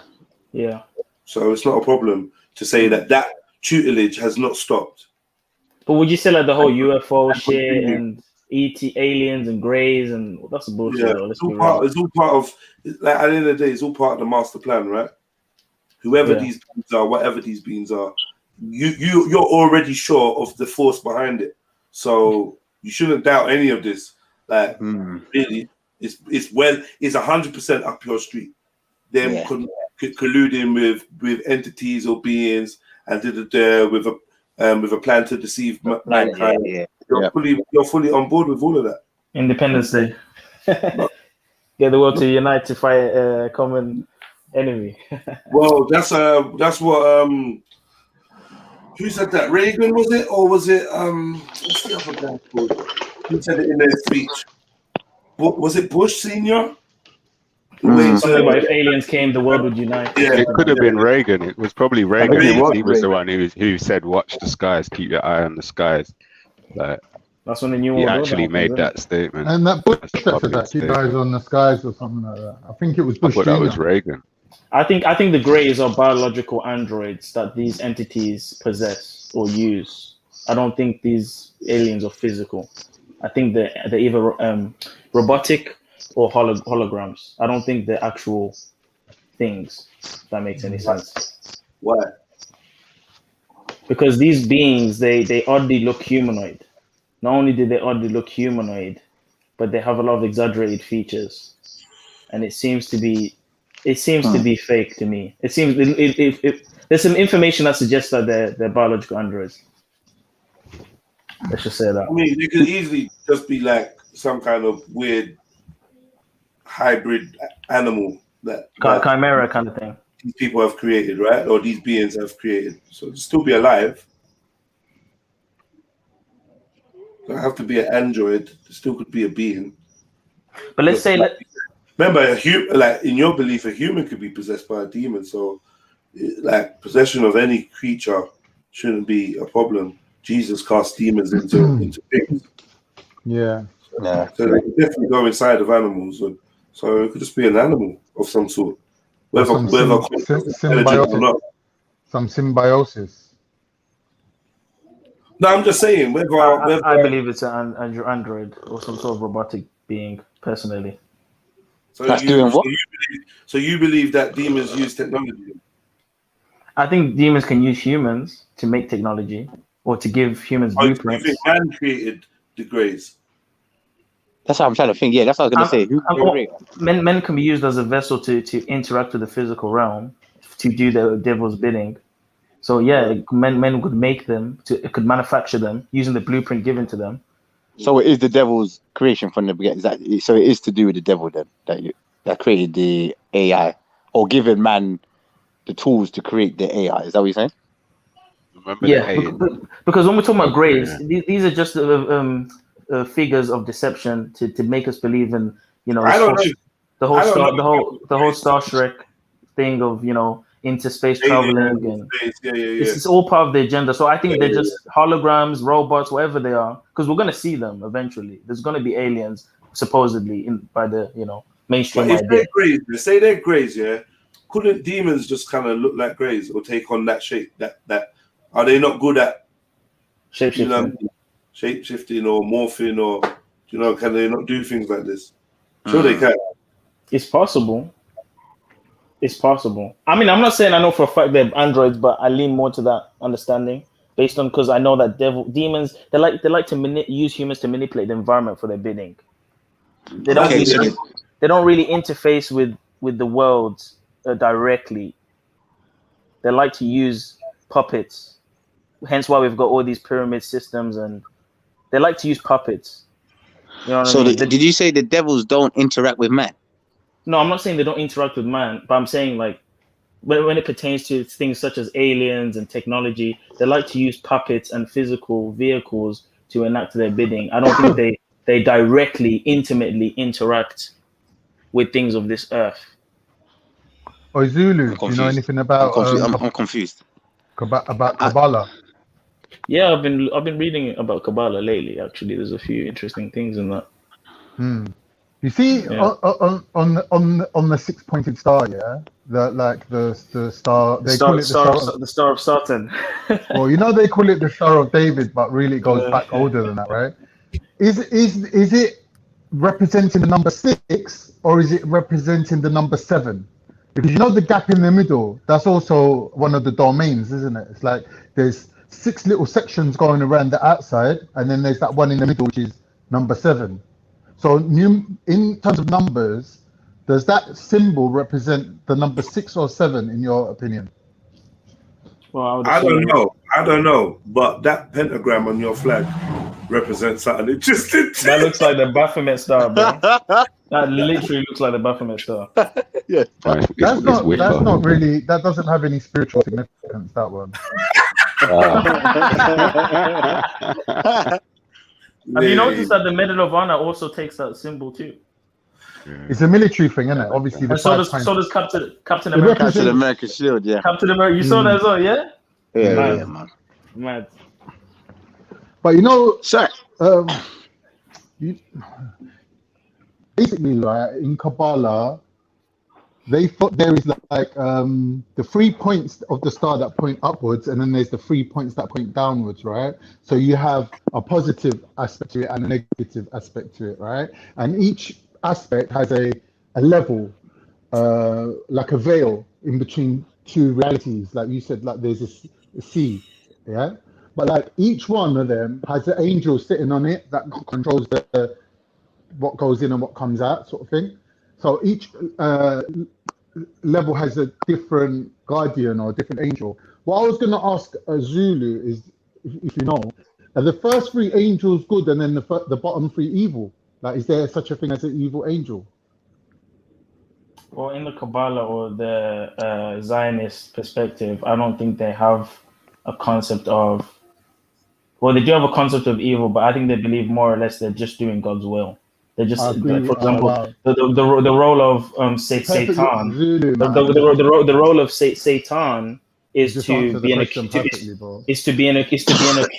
an accuser of man, as in he's supposed to constantly test man, to point out his wrongdoings before the God, essentially. So in their perspective, they just see Satan as doing his role as the accuser. Yeah. Wow, that was a good answer. I've been reading the Zohar. I've been reading this stuff. You have to read some. I've been even reading some Mishnahs. You have to read this shit, man. You have to know what the enemy believes in it. You have to believe. You have to read in some of the there's some messed up stuff in the Mishnahs. You know, there's stuff written from Halel, Gamiel, and all these man. There's some stuff in there, bro. So you saying what you say? The devil's playing out his role here? Did you say? Yeah, I would say that's what they would believe, like the Orthodox. And that's you believe in Christianity as well. Well, we believe that Satan chose to disobey God. So he was given free will. He had the will or the choice to rebel or to obey. Just So like every... so you're saying Satan had free will? Wicked spells. Nah, Zulu, quickly. I just want to know quickly before you go into the book. I don't believe in the word free will. Okay. It was broken down to me when I watched the video not too long ago. I think the word free will needs to be dissected. Okay. So let me just ask you then, that the act that he was going to partake in, did God know that was going to happen? Yeah.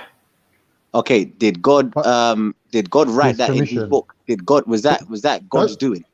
Doesn't he ask for permission? And say, hold on. Let me prove to you that these humans are no good. Satan didn't have a choice. Is that the point you're coming with? No. My point is God is the creator of everything, yeah? Right. So did he create Satan to do that act? No, he created Satan with the ability to do that act. So so you basically answered my question. So he created Satan to do that act. No, but when you say created Satan to do that act, as if he was coded to do, not to be able to choose to do. That's what I'm basically saying, because think about it. It's either we're saying that God didn't know he was going to do the act, or God created him knowing that he was going to do the act, because he's the creator of everything. He knows all. You know. But that's not an issue. His knowledge doesn't have a bearing on my own choice. Because God, I'll explain. Because God isn't bound to time, in the sense of he doesn't live in the present like we do. Yeah. So he's already in the future or past the future. He's already outside of. So the reason. But let me bring it back. The reason why that's important, Gabs, is because when we make decisions in the present, we perceive it as, we're just playing a script. But God has already seen us make the decision because he's already past the future. He's already transcended. No, but you gotta stick to what the scripture said, because remember, every person's action is written in the book, bro. So what I'm trying to say, if God is the creator of all, God's the creator of all, he's the all-knowing. He created Satan to do that act. Or we're saying that he created him and he didn't know he was going to do that act. No. I don't think you're understanding what I'm saying, Gabs. God's knowledge on what Satan is going to do doesn't affect Satan's ability to do what he did, because all that happened was God, because of God's transcendence to time, he already knew what Satan would do before Satan did it, because within his default state, he isn't bound to present. Satan is bound to present, and so are we. So we choose in the present. But that choice was already known in the future, because God is transcendent. But you're basically saying what I'm saying, because look, if you're saying God knew the future, that what Satan was going to do before he was created, God still created him knowing what he was going to do. So therefore, I'm saying God created him knowing. God created him to do that very act. Do you get it? If he already knew before he created him what he was going to do, and he still then created him, he then created him to do that very act. No, that sounds logical. Let me explain. Let me give a further explanation. Is it me, or is that, I thought that was kind of simple logic? No. Yeah. Well, we can disagree, can't we? We can have a discussion on this. I've not given up on my point. If you allow me to respond to what you said. Okay, that's fine. So to go back to the time argument, as much as God has perceived or known, the end result of Satan's rebellion, he has also perceived and known the destruction of the system, as well as the lake of fire. So he's not even in the present in the sense of, oh, what's happening now is happening now. Everything's already happened. It's already been fulfilled. All that's happening is we have a time lag to God's perception of time. We're just behind what he already knows is going to happen. So whereas he's in eternity and everything's happened, we're still going through the things that need to happen to get to the point to where God is.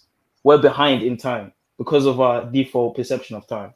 So like I said, you read that and say, oh, he's just determining what I'm going to do, therefore I have no choice on what I'm doing. But because my default state is to be bound to present, and because I'm not transcendent to time, I'm choosing what to do in present, but God is already aware of what I'm doing because he transcends future and time and present and past and whatever.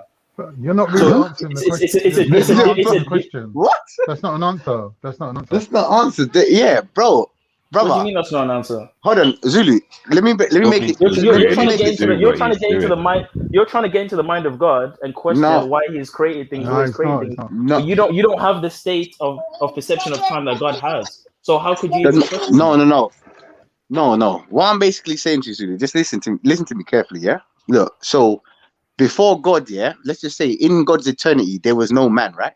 Before we was created, but God obviously knew in his eternity at one point in time he was going to create man.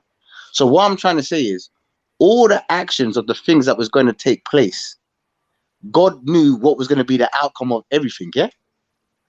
Do you understand? So what I'm trying to say is God knew what Satan was going to do before he created him, but yet he still created him. Do you understand?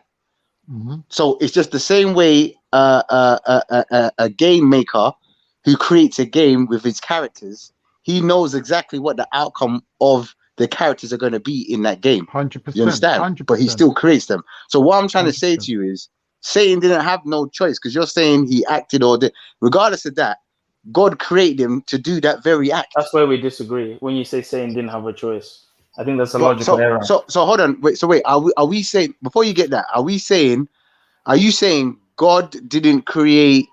Did God? Okay, I just want to know. Did God create Satan knowing what he was going to do? Yeah. So then why is it hard for you to understand that he's just acting out what God created him to do? You say acting out as if God coded Satan to do what he was going to do. But he did, bro. He had to. All God did was create Satan like how he is, to be able to freely do as he wills. And Satan had that same ability, just like we do, to either create or to cause chaos, to rebel or to divine order. Zulu, I'm gonna say one more explanation. But because you're focusing on God's perception of time and foreknowledge, you're forgetting that we are in the present, are not afforded that knowledge to know what we're going to do or to but it's not about us. But this is the point. But you're trying to get into the mind of God, Gabs. That's the problem. No, but this is what I'm saying. But this is a question. Yeah, no, but this is what I'm saying, Zulu. What I'm trying to say is, Zulu, yeah, look, God knew what Satan was going to do prior to him creating him, right? Yes. So before Satan was a physical entity or a thing, God knew what he was going to do, right? Mm-hmm. And then yet he still created him, right? Yes. Nothing changed in what he saw Satan was going to do, right? Yes. So then, therefore, God created him for that very purpose, bro.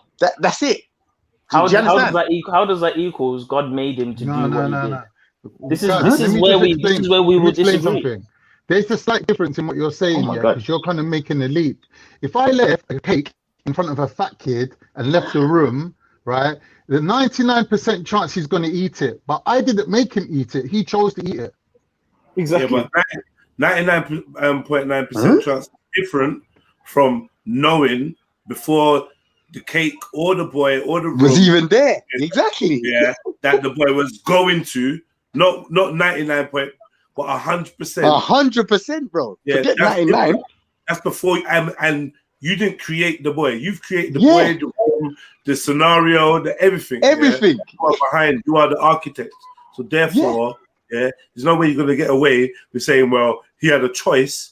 How could he have a choice to go against something you already knew? That means that we have a choice. You're missing the point. Hold on, one second. Go with it. That means we have a choice to prove God wrong. Exactly. That's what I'm trying to so get. This that is what I'm saying. Like with Muslims, obviously I'm a Muslim. I have to put my cards on the table and declare that God doesn't enter into creation. So when I say he left the room and left you with the cake, God doesn't enter into creation, does he? So on earth, we can do whatever we want, good or bad.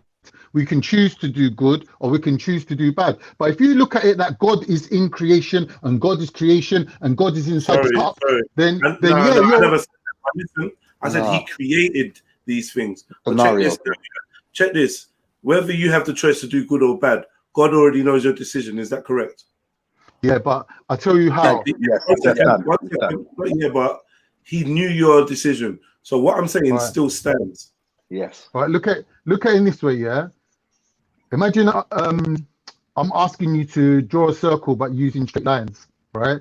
The smaller the lines are and the more corrections there are, the more it looks like a circle. But really, the closer you get to it, you can see that ain't a circle. So the closer you look at things, you think that is your willpower. But when you take a step back and realize it's actually God's design from the beginning. It's an illusion. You get what I mean? Yeah, it's an illusion. But one thing in the moment, illusions are not real. No, but one minute.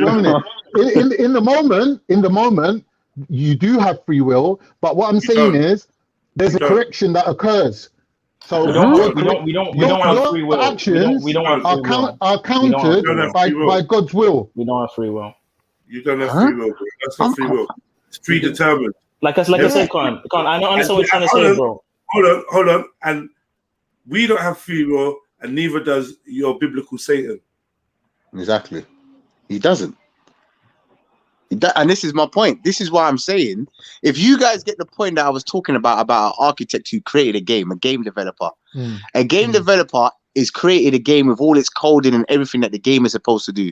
What you're now saying is the game developer created a game and the coding to fit a certain narrative to the end, but then you're saying now for some reason in that game the character now then turns back and does something of its own accord that the game developer didn't encode it to do. But that's not the case. With God, remember, the God is the creator of everything. Remember, in your word, everything. He knows everything, the beginning, the end, Alpha, the Omega, beginning, the end. He knows everything, where you're going to go, who's going to hell, who's not going heaven, he knows everything. So now, if you're going to tell me that he knows all of that and he's the creator of everything that you're going to do, he coded everything. How are you now saying that he created Satan? How are you not? I'm saying that he created Satan with the coding, knowing what Satan was going to do. What I'm saying is, everything's coded. Yeah, but Gabs, you're saying knowing. One minute. If everything's coded, then it doesn't contain consciousness. Where the issue is. It doesn't contain consciousness if it's coded. Hold on. Why would God make Satan sin against him? Just listen to because all right, listen, man. Like, it's very simple, yeah.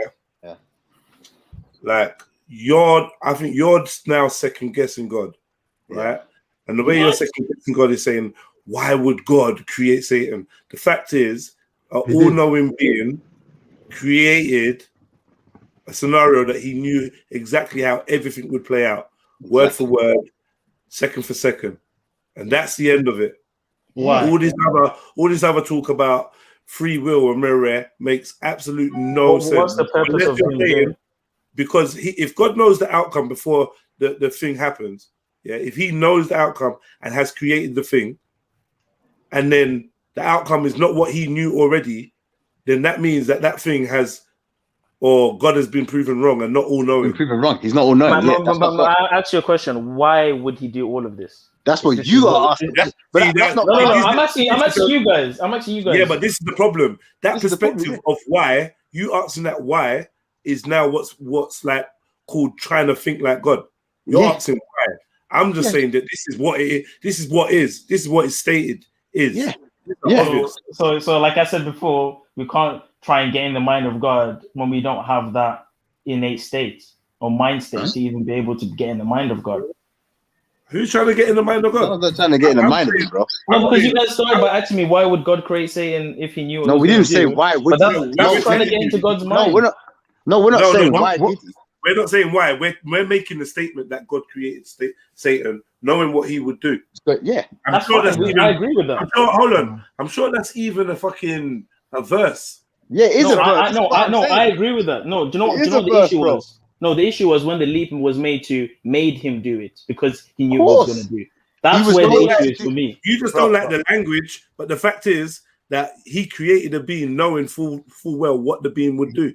Yes. End of story. He can't not know. So listen. So Satan never had a chance to go against what God already knew he would do. Exactly. Yeah. He couldn't. Exactly right. That is right. Yeah. What's wrong with that though? But what's wrong with that though? I don't know why Zulu's fighting. I'm confused. That takes away the concept of. Hold on. Do you know why there's a problem? One minute. Hold on. Okay, let me respond to that. Who's saying that Satan's got free will? We're saying humans have got free will. Oh man. You know why? Do you know why this is an issue, Kate? Because if God made Satan, to make him do that, not to say he made him with the choice to do that, but to make him do that, then God, you take away the justice within God's nature in the sense of judging those that do evil. How can you judge him if he made Satan? So that goes against. Can I ask you? Jedi, please, I beg you. Let me make this point. Please. I beg you. Jedi. Sorry, on Judgment Day, will Satan be judged? Please, come. God created good and evil. Exactly. He did that. So what's the word? What's the Hebrew word? The calamity. So to create something and then judge somebody for using what you created is what's stated there. That's the contradictions I find within that narrative of that form of God. Yep. Contradictions, bro. Ain't a contradiction. Like, I mean, come on, man. I mean, in terms of justness and accountability, I just feel like, an all-powerful being doesn't need to do things that seem like tests. Like, why not? Because he's all-knowing. He's all-knowing. So a test. Why would an all-knowing being need to test anything? Like he tested Job. Why did he test Job? Yeah. Why did he test Job? Why would an all-knowing being need to ever do an experiment or fucking test anything if he knows everything? That sounds European. Why don't you ask God? Sounds European to me. I'm telling you that's an oxymoron. I don't believe that.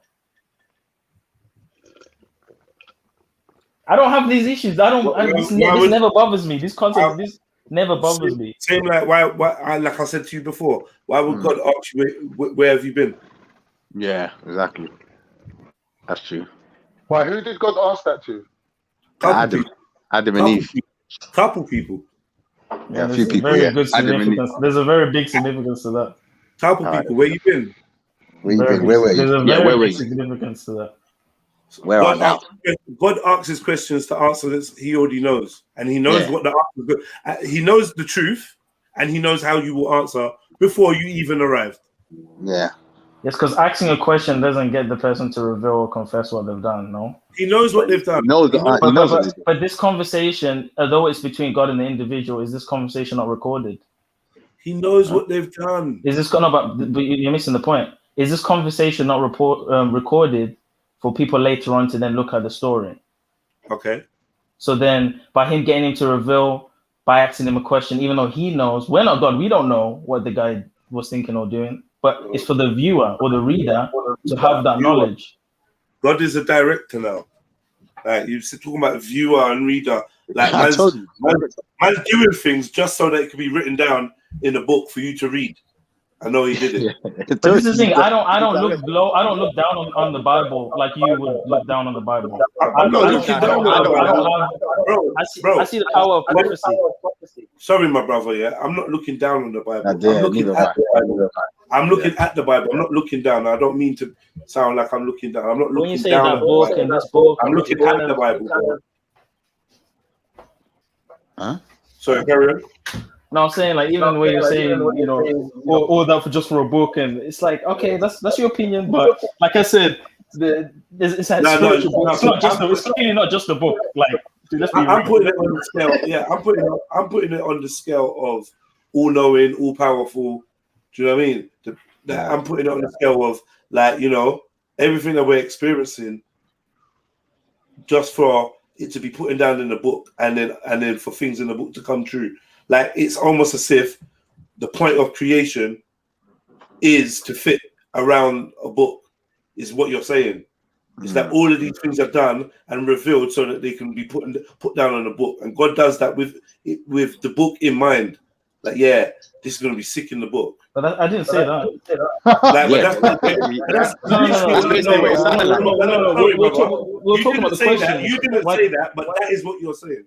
No, but you said why would God ask? You said why would God ask questions? How does that translate to the whole? You said because isn't it recorded? It's for the viewer. It's for the viewer. That's what I said. Yeah. The viewer later we'll pick it up. So it's like, come on, bruv. Yeah, but this is the point. It gives us an insight to that interaction. It's that simple. How am I going to know what Adam was thinking? Whether Adam was me as a person who's not all-knowing, how would I know that if God didn't ask him these questions? And here's another thing as well. It's for the person that God is speaking to as well, because the question itself hits home to the person he's speaking to. The questions aren't of no significance. The questions are significant. There's an actual purpose behind him asking them the questions. For example, when he told Cain, where is your brother? Cain's response, which is, am I my brother's keeper? That significant response, that whole interaction has so many layers and meanings. So, like I said, because God's mind is so transcendent and he's not bound to time, even the conversations he has with man, it's on a whole nother level. So you're looking at the question saying, oh, he's just asking the question. Why is he asking the question? He can know the answer. But there's so many layers behind him even asking him that specific question and the response that he was given. This is what I'm saying. It's not just a book. Clearly not just a book. Especially when you look at especially when you look at the numerology in the Bible. The first verse of the Bereshit of the book of Genesis. If you look up, I'll send you a video. You look up the numerology in that. Oh my gosh. That's what I'm saying. I'm just saying, bro. I'm just saying. I don't know. Can I ask you a question? Does God encourage numerology? God made numbers.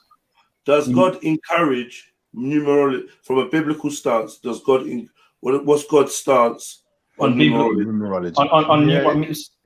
So okay, by numerology, Kabbalah's all numbers. It's all numbers. What are you talking about? Gematria? Like what are we talking about when we say numerology? Because there is biblical. No, but there is biblical. Now you want to know what I took. No, because if you're likening what I'm saying to gematria and all these other things, this is not what I'm saying. There is a thing such as biblical numerology. Every Hebrew letter has a number, and when you do the mathematics to some of these verses in the Bible, you get a bunch of formulas that are consistent. Kabbalah. Yeah, so Jedai's asking, did God encourage that? Formulas to do what? That reveals messages within messages. Messages within messages. It's layers. Give me an example of one of the messages in code. Within messages, yeah. I can send you like a 2-minute video that breaks down. It's designed to manipulate it's to manipulate and control reality through numbers, and the numbers have angels assigned to them. I can send you a 2-minute video. I want to know what. Kazuli, show us one thing that you've learned of the numerology, the messages. Some Christian voodoo. What's going on? Exactly what it is. Hold on. Stop that. You see why I had to ask you what you mean by numerology? You see, you've already likened what I've said to gematria and mysticism. I didn't say gematria. No, but you just said Christian voodoo. All these things. Brother, you said that. Are we going to get an example of a give us an example. I don't know. I can send you a video right now. No. What do you know? I don't want to do video. I didn't memorize the formula, bro. There's so much. Listen, it's a Hebrew language. The Hebrew language itself, each letter has a number. It's just linguistics generally. Letters are numbers. That translates to the Bible because within the Bible, the verses have consistent formulas when you add certain numbers and add certain letters. And like I said, I'm not a mathematician, nor am I at that level of memorizing them. But I can watch a video. What's the first letter? Hold on, Con. I can watch the video. But I'm speaking though. What's the first letter? You asking me the first letter is Aleph. You're asking me a question, but I'm speaking. No, I just wanted to know if you knew. I do know that. So yeah, okay. I'll send you the video. Listen, I'll put the video in the private chat. It's only 2 minutes. I'm not a mathematician. You want me to break down the formula? Like I know it all. Like what? I'll send you the video. We can watch it now. Sorry, Zulu. Did you just say that? Obviously, there's messages in the Bible that God wants you to know. I didn't say that, but yeah, I would say that. Yeah. So, could you give us an example, please? What message do you not know that the Bible already teaches? Let me give you one. Let me make it easy for you. Okay. Go on mute. Because I don't know. These questions are like wait. There's traps behind the questions, but the traps are not working. Brother. Wait. The traps are not working. Asking. Anyway, I'll put the video I'll give in you the an example. chat. Sorry. One second. Let me do me a favor. Maki, do me a favor. Don't make Zulu run, please. I'm not running anywhere. I'll put the video in the private chat. I bring information. Unlike Maki. No, you know me, Joe. So the video's in the private chat. I can't be bothered with all this nonsense. I'm just saying. Yeah, like so. For example, the mark of the beast will be like 666, right? Right. Zulu. Are we gonna watch the video? Are we gonna address Mark of the Beast? The video, or are we just gonna like change the subject? Wow, is that what we're doing now? All right, cool. Because I was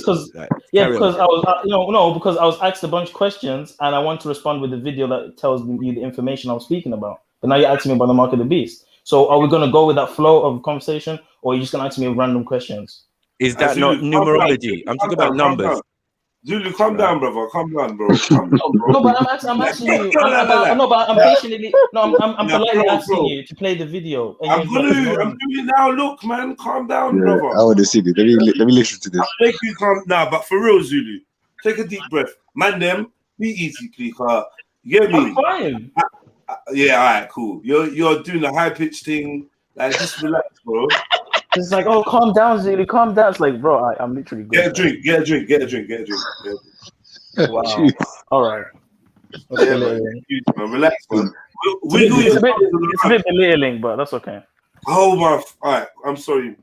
I really don't want you to run. Like, get me. Let's play this. I want to see this. Is this it? The living word? Yeah. Is this it? Zulu. Yeah, that's it, man. It's just a little snippet of the stuff that's high level. High level, yeah. Wisdom high level. Let's go. Zulu, wisdom of Solomon. It's just a snippet, by the way. It's just a snippet. Hidden code, Genesis 1:1. Let's go. This is just the first verse. Text of the Bible, not in the Hebrew of the Old Testament and not in the Greek of the New Testament. And there is a good reason for this. Numerals, figures for numbers such as 1, 2, 3, etc., only came into being about 400 years after Jesus was on earth.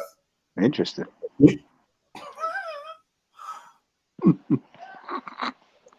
All right, so you're not going to play the video then? No, wait, let me ask you a question. Wait. So you're saying numbers only came into being 400 AD? You believe that? No, I'm not saying that. There's more. The guys are gonna break down the biblical math. Like, I hear you, but like I'm asking, do you believe that? No, he's talking about Roman numerals, bro. He's not talking about mathematics. He said 1, 2, 3. He's not just talking about. Look, come on. Yeah, but this isn't Kemetic. 1, 2, 3 isn't Kemetic. Let's go again. That's not ancient. 1, 2, 3. Let's go again. Yes. Let's go again. Let's start again. Sorry. Wow. There are no numerals in the original text of the Bible. Not in the Hebrew of the Old Testament and not in the Greek of the New Testament. And there is a good reason for this. Numerals, figures for numbers such as 1, 2, 3, etc., only came into being about 400 years after Jesus was on earth. Numerals were developed by mathematicians in India. They came long after the canon of the Old and New Testament scriptures were finalized.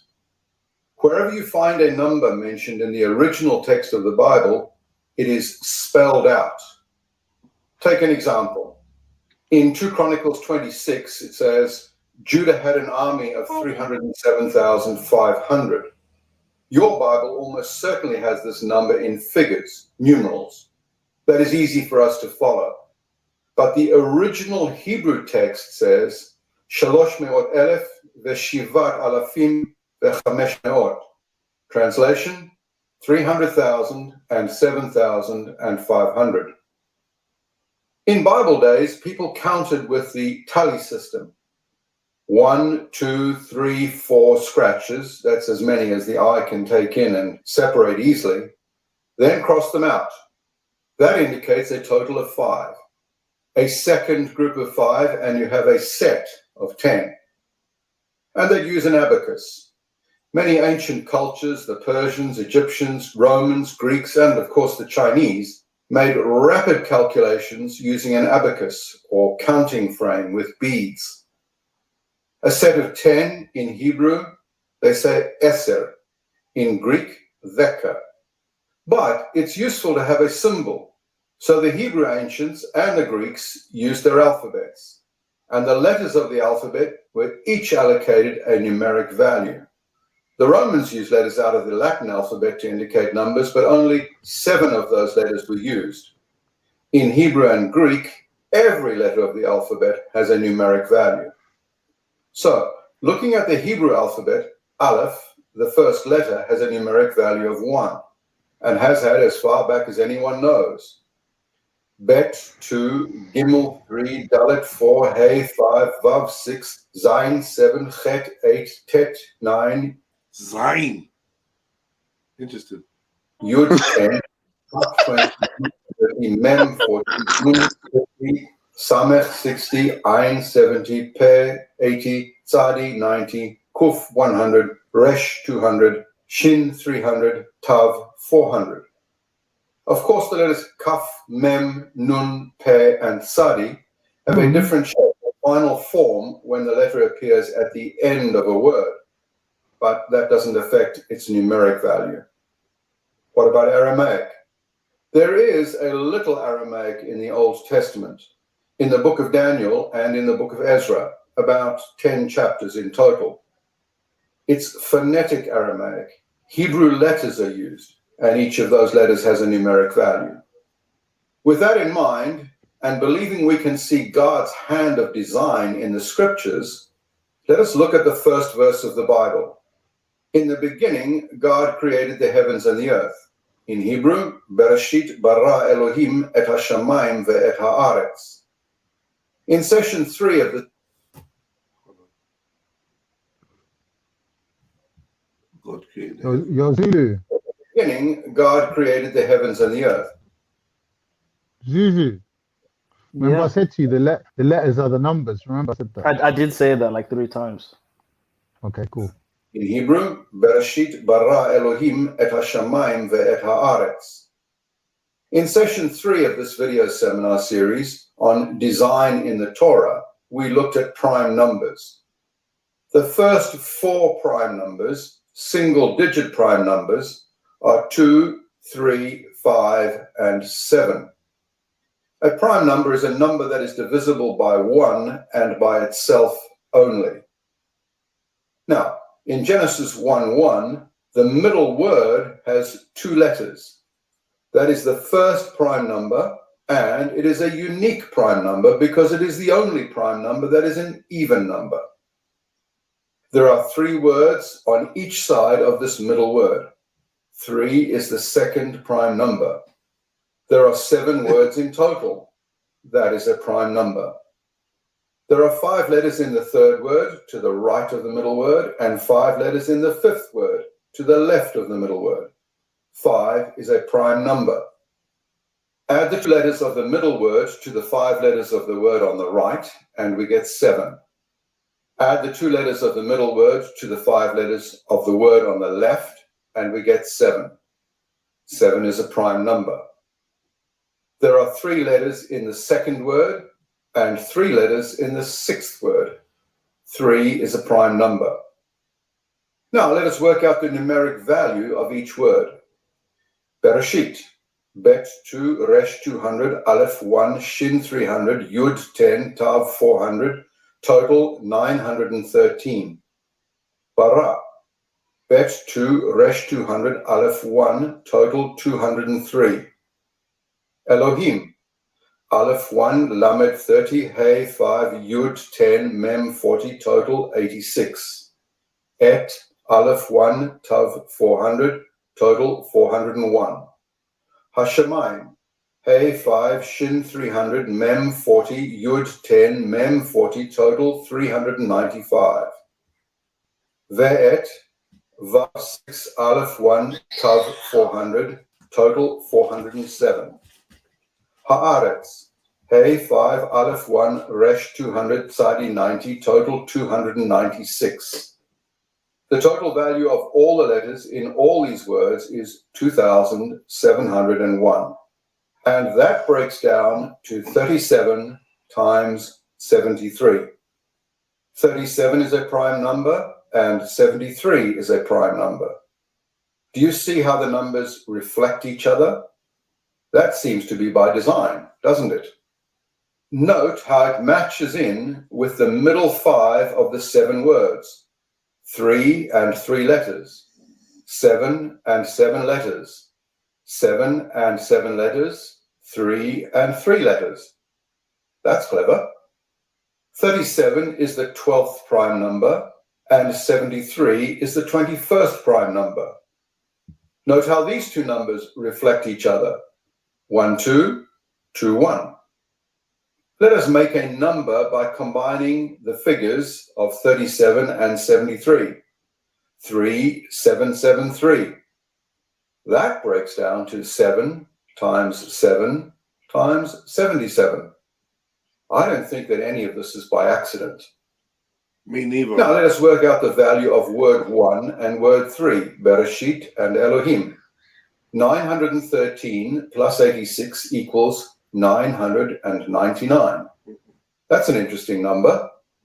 Break it into its prime numbers and it comes to 37 times 3 times 3 times 3. 37 is prominent again. Words 2, 4, and 5, Bara, Et, and Hashemayim. 203 plus 401 plus 395 adds up to 999. But why are you picking those? Why is he picking those words? Oh, because it's the opposite of the 2. Like he just did the first word and the third word, and it came to 999, and now he's jumped over the next lot. I don't know why he's picked 2 in the middle instead of 1 though. But yeah. Divisible by 37. What about the 3 leading words in the sentence, the words for God, the heavens, and the earth? Elohim, Hashemayim, and Haaretz. The 3rd, the 5th, and the 7th word. Add the value of these 3 words, it comes to 777. 7 times 7 times 3. It's all about sevens, man. 7, 7. 7 heavens. Words 3, 5, and 6. Elohim, Hashemayim, and Ve'et. 86 plus 395 plus 407. 888, which is divisible by 37. One set of words adds up to 777. Another set adds up to 888. And 2 different sets add up to 999. What genius created a meaningful, significant sentence, a theological truth like this, and designed it with such amazing numeric features? Now, to end this session, let me show you 2 more things and we're done. The Hebrew for forever is ad olam. The numeric value of ad is 74, which is 37 times 2. And the numeric value of Olam is 146, which is 2 times 73. Interesting to see the reflective image again. God wants us to think about forever. And lastly, in session 4 of this series, the letters of the Hebrew alphabet, I made the point that there are 22 letters in the alphabet with 5 final forms. The first letter of the alphabet is Aleph, the middle letter is Mem, and the last letter is Tav, and that spells Emet. And the numeric value of Emet is 441, which breaks down to 3 times 7 times 7 times 3. 3773. I'm convinced now. Jesus said, I am the way, the truth, and the life. Truth in Hebrew is emet. It all points to Jesus. Hallelujah. What? The way, the truth, and the life. And no one comes to the Father but by him. Thank you for What did we learn there? I'm a bit confused, man. It's all about now 7, you're man. now you're gonna act like Lucky you 7. just watch. Lucky See, this 7. is what I mean. This is what I mean, man. I just asked a simple question, bro. What did we just learn? If you played your Kemet videos, you can't. If you played the Kemet You video, learned that we would all Hebrew is be not like, a real script language. Bro, I'm asking you, what did we learn, bro? Because I I played asked a simple something for the question. Bible. If it was a Kevin video, I would have broken down what it meant if you said, what does it mean? But I'm asking you, what did that mean? What did you get? What did we learn? It's all based on the 6-pointed star that has 7 numbers. Zulu. I need Zulu. Zulu saying, Zulu was cheering at the end. So I want to know, what did we learn at the end of that, Zulu? Well, what we can learn is that it's not just words in a book. And it's not just clearly a book. When there's so much hidden messages within this book. So what was the message we just learned? Declared it's just a book. All the messages within the messages all conform, not conform, sorry. They all confirm each other's, like all these books, by the way, were written by different authors. Let's not forget that. These books weren't written by one person. Bro, I'm trying to understand. I'm making a full point to answer your question. And there's hundreds of years between each of these authors. It's not just sitting down and like, oh, let's write the Bible. So if the fact that we've got all these different authors from all these different times, all numerically having the same message, as well as the message theoretically, the fact that the message is significant. What's the word? Significant.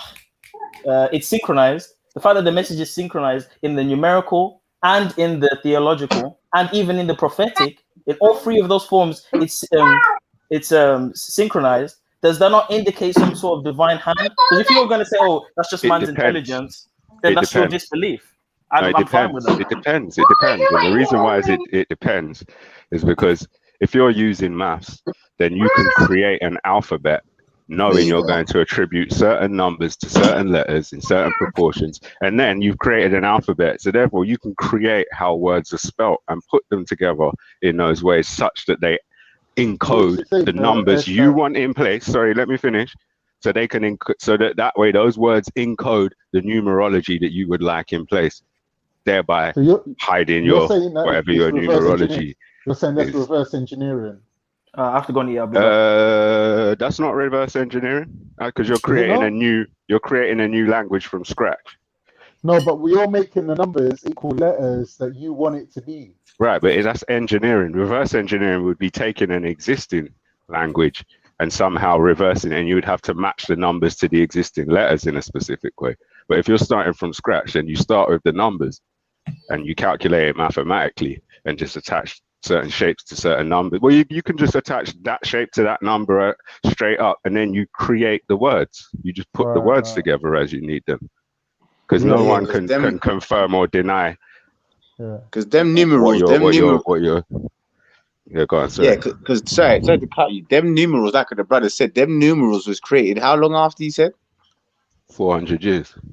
Okay. After Jesus, supposedly. Okay. So now, if the numerals was created 400 years after Jesus, and now that we got that brother then using numerals that were created by, I'm guessing it was Romans or some sort of Romans, the numerals where they come from, I think. Yeah, well, he didn't even say it. He just said they were created 400 years after Jesus. So we don't even know who created the numerals. But now he's using them same numerals and saying that, yeah, look, this shows something. But yet, this is. But the reason why that works is because of the value of the numbers. So if someone creates new numerals that map to the exact same number, doesn't really matter what the marking is. It's still going to work out the same in whatever language, whatever script you use. You know what I mean? Yeah. So I didn't. That's why I wanted to get what the significance was. I didn't understand. Well, to me, the significance is that clearly that that people into specific numerology created that language, Hebrew. The text. That's what it points to. And it also points to that they created words. Unless you can take me through every single line of the Bible and show me the same confluence in every single line. If you show me that, then I'll say that was God. Yeah. But if you're going to show me that, or a couple passages here and there, and specific words, specific profound words, and I'm going to say that's man. Definitely. Man's input, bro. That's what I would say. Definitely man's input. I think it's definitely man's input, man. Yeah. It is man's input, because the moment it comes down to a physical thing, it's only the man in it that can really like deal with that. It's only man that would. Yeah. Yeah. That's why Zulu had to quickly duck off and get his food, cuz. What? He didn't go nowhere. He was just here when the video. What? Yeah, he's not there. He's gone, bro. Oh my god. Dipped. I hope you heard that, Zulu. You're gonna pretend you didn't hear it. Dipped, bro, quickly to go get food, bro. But did you man get what I was saying about the whole thing to do with God and creating everything with Satan? Yeah. Yeah, of course. About the free will thing. Yeah, about him creating him. He made him to do that. Yeah.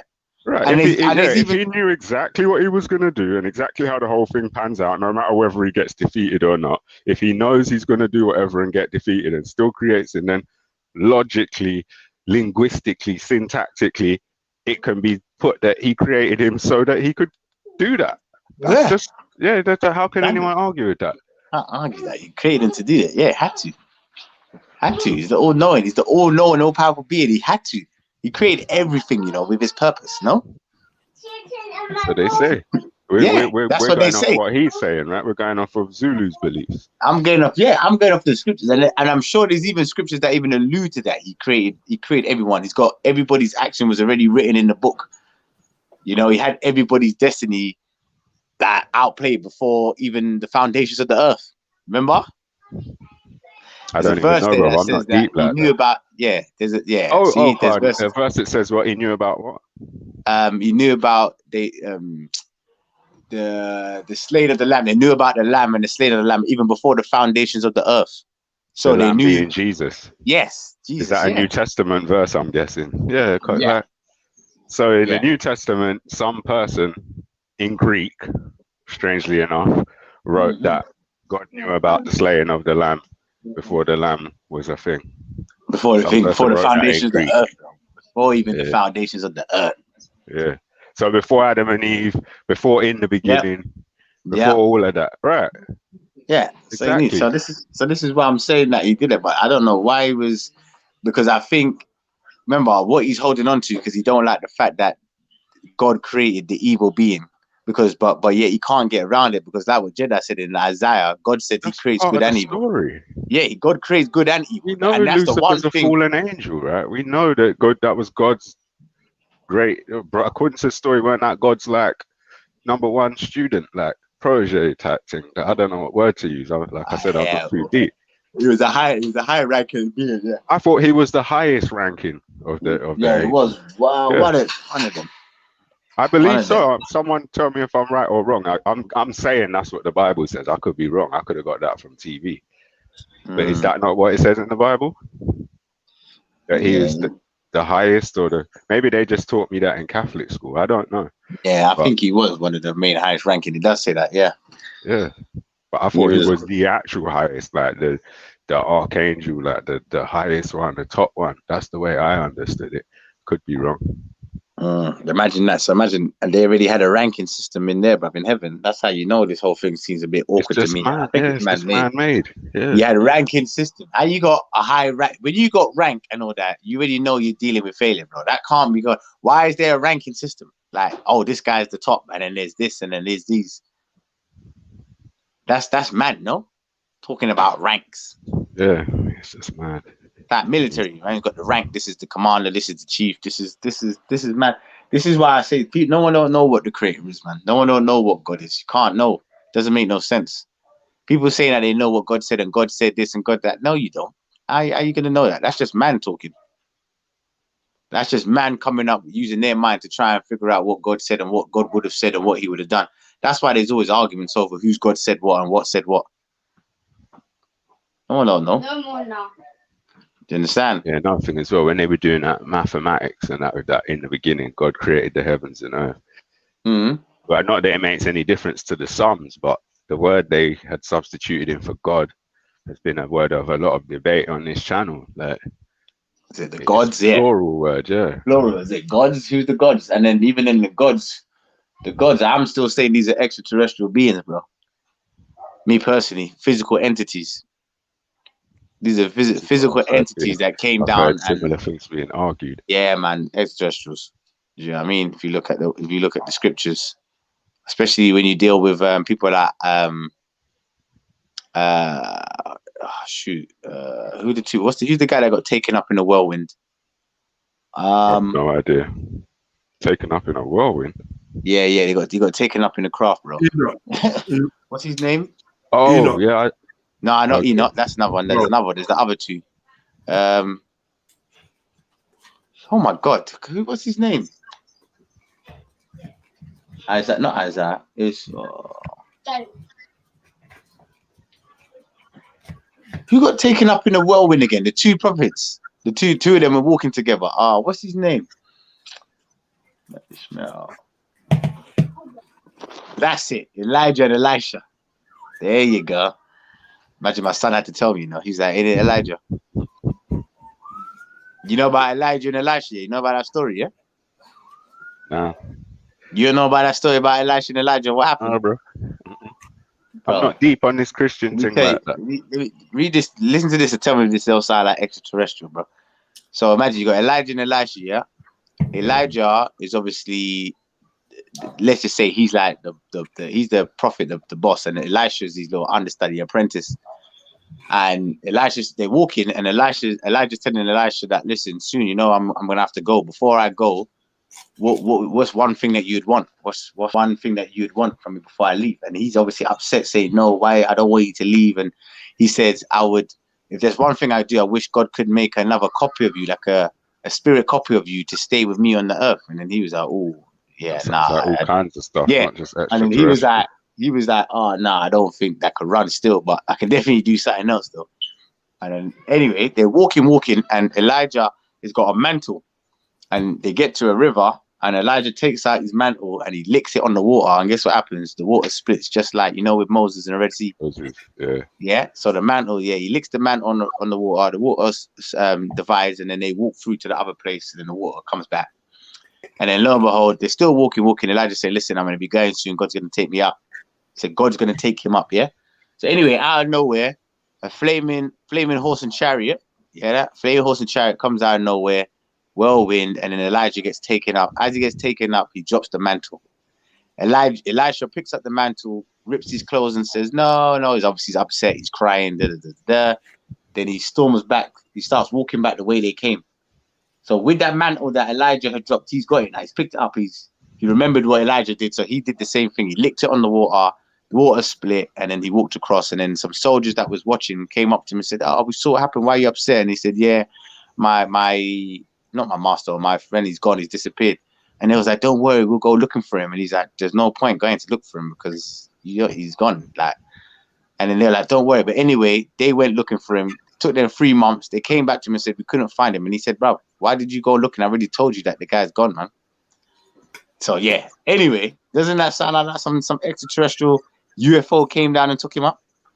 Well, it sounded like something. You said flaming chariot, so I was thinking flaming horse and chariot. Yeah, flaming. That Yeah, just flaming sounds chariot. like To me, that's closer to a kind of archetype of something from hell or war.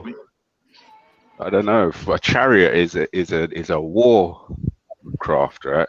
Nah, a chariot was also a way of carrying people in it. Remember, chariots, people go on horse and chariot. A carriage though is one thing, but a chariot is like a platform with front and back, like front enforcement. A chariot is a warcraft. Different types of chariot. Remember, because you could still call a chariot. A chariot can still be seen as something that's carrying people, though. Do you get it? Well, it does carry people, but I'm saying it's different from a carriage. It's a platform that you ride on into war. You're protected from the front, and you can use weapons. But remember, he got taken up. It's a use, like Ben-Hur, the story of Ben-Hur. So there were chariot races. So like they used them for sport, basically. Not just war, right. But the chariot, so they use them for sport, I guess. But weren't they the military chariots they're using? Not all the time. Were they just racing or were they fighting? No, they were racing. While they're racing. Oh, they're not fighting. Yeah. Sometimes, like, as you say, you got the spikes on the side and all of that. Do you get me? Yeah, that's a warcraft, man. That's a militarized vehicle if it's got spikes on the wheels. That's in the chariot arena. I mean, that's in the gladiator arena. The gladiator arena. That's like there you go. Right? But yeah, definitely. You know Yeah, there are different types of chariot. There are different types of chariot, not just always war. A chariot with fire, bro. Like what? With fire, a flaming chariot. Yeah, who was commanding the chariot? Doesn't say. Just came and took him in it. He just took just a chariot. It doesn't claim about a rider. No driver. No driver, just a chariot. Just a chariot came and then he went up in it. So don't mention a rider.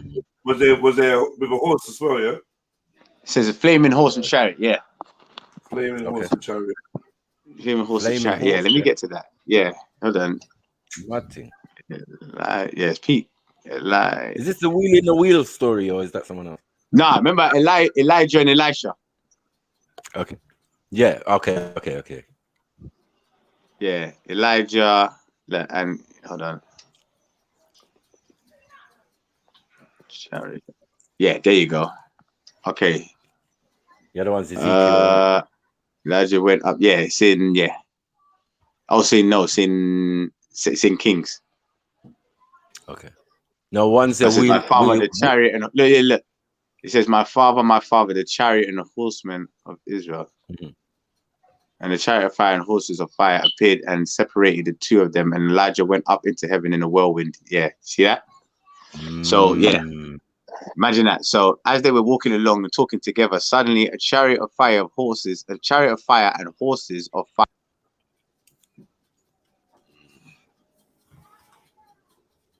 You're cut out. Cut out, guys. I thought it was me. Yeah, no, he just cut out. Yeah, that chariot of fire thing is mad. The on fire. Oh, there's murder. There's vessel of fire. They're a bit odd. Did you put it up on the screen? In the biblical narrative. Oh, you're back now. Oh, you gonna hear me? Yeah. You cut out a little part way through. Yeah. I was reading the scripture. That's right. Go to it's in 2 Kings 2. 2 Kings, yeah, 2 Kings. Yeah, 2 Kings 2. Can you hear me? Yeah, 2 Kings. Yeah. 2 Kings 2. Yeah, it says. It says. Yeah. So long time apparently. It says a chariot, a flaming chariot, and flaming horses appeared and separated the two as they were walking along, and Elijah went up in the whirlwind. That yeah. And then Elijah shouted out, my father, the flaming horse and chariots will take it. Yeah. Of Israel and the horsemen thereof. The horsemen. Yeah. See? Of Israel. There we go. So he went up in Saturn. Mad thing. Mad, didn't it? But another question I used to ask is, what was this mantle that he dropped that he licked the water with that split the water? Yeah, good and point. he also had, Elijah also had an invisible cloak. You know, like remember Harry Potter, when man had that cloak that made him invisible. Yeah, he had that. It's in that. Yeah, bro, it's in there, bro. I know. Yeah, bro. Man, had the, unicorns are in the Bibles. Like, yeah, bro. Man had the cloak of invisibility. I think he used it when one lady brought some water. People was after him, and then he put the cloak on, and they couldn't find him. Yeah, man. Zulu, man. You shouldn't have ducked out, though, bro, man. Should have had this conversation. Like, there's growth to be had. You know what I mean? You got a wealth of knowledge in what you've studied. Like, you need to round that knowledge now. With what you know, you can draw reference to stuff we might miss, but you're just running from it. Who's that? Zulu. Oh, come on, man. Oh, but he's young. He's young. Even ask yourself. You're talking about numerology and this Hebrew language. Like, we gotta get to the root of it. Like, is that God's language? That's the first God question. ever speak Hebrew? That's the question. I don't know. Zulu just showed me some evidence that convinced me even more that Hebrew was inserted into history. Exactly. You know what I mean? All these codexes and all of that. You know what I mean? It comes later, man. And giving numerology to Asians and thing while Africans are building structures. It's straight out racist. It's kind of insulting. It's kind of disrespect. Yeah, we know what that is. That's straight out racist, bro. Man, they give no credit to no Africans, you know. Yeah. You know what I'm saying? Even though Asians got the big up as well, because their structures is also a wonder to behold. You get it? Temples and that built from one piece. Dig out the side of a mountain. No rubble, no nothing. Where did everything go? How the fuck do you get them stones up there and set in place? Right. How you doing a bridge? No break in the building. You get it? Yeah. You've got one piece of mountain. You've carved out a temple, with elephants and everything and all of that one time. So you were building down. What? No, I'm confused. I'm out. You know what I mean? Kailasa temple, all of these other temples in India. Shit that can't be explained, bro. Yeah. Big pieces of rock just balancing on the edge of something. On the edge of how a the rock. fuck did they get there? Yeah, how did I get there? What were they How using they get to there? keep Who put that? Set it. You know what I mean? There's so many anomalies and things, but what they say is, people came with crafts, Vimanas, all sorts. So this idea of spacecraft is not exclusive. Do you know what I'm saying? Yeah. Before it was in the Bible, Asians were already talking about the man in Vimanas. Yeah. It's all there, man. It's all in there. Coming here and all of that. Mad thing. It's all in birds there. on the tips of the wings, winged birds made of metal, iron. Like when birds are landing on metal birds' wings, bruh. You know what I'm saying? Yeah, it sounded like a 747 and that. Yeah, mad. You know what I'm saying? And then these Asian men are talking about interdimensional. Their vehicles are interdimensional. There we go. Fuck one plane. Niggas is traveling through many planes. You know what I'm saying? Yeah. So this is why Hitler ran out there. Yeah. Right. He wanted that special tech, historical tech.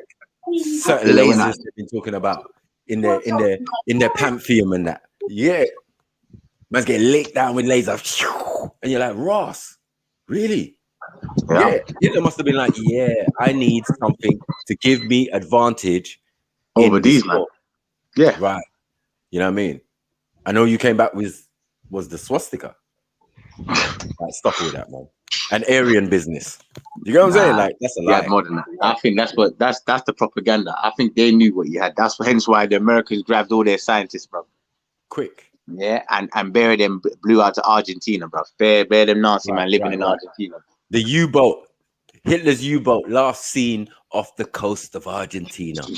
Yeah, bro. Argentina, man. That's where he went. He was going New Swaziland, man. He was going New Swaziland. Let's not play man. games. Yeah, man. That man got their freedom pass and asylum. Bro, they ducked out, bro. Like, there's an inner earth out here, there's an inner thing, there's an inner ocean, there's an inner all sorts. And there was a film on that, you know.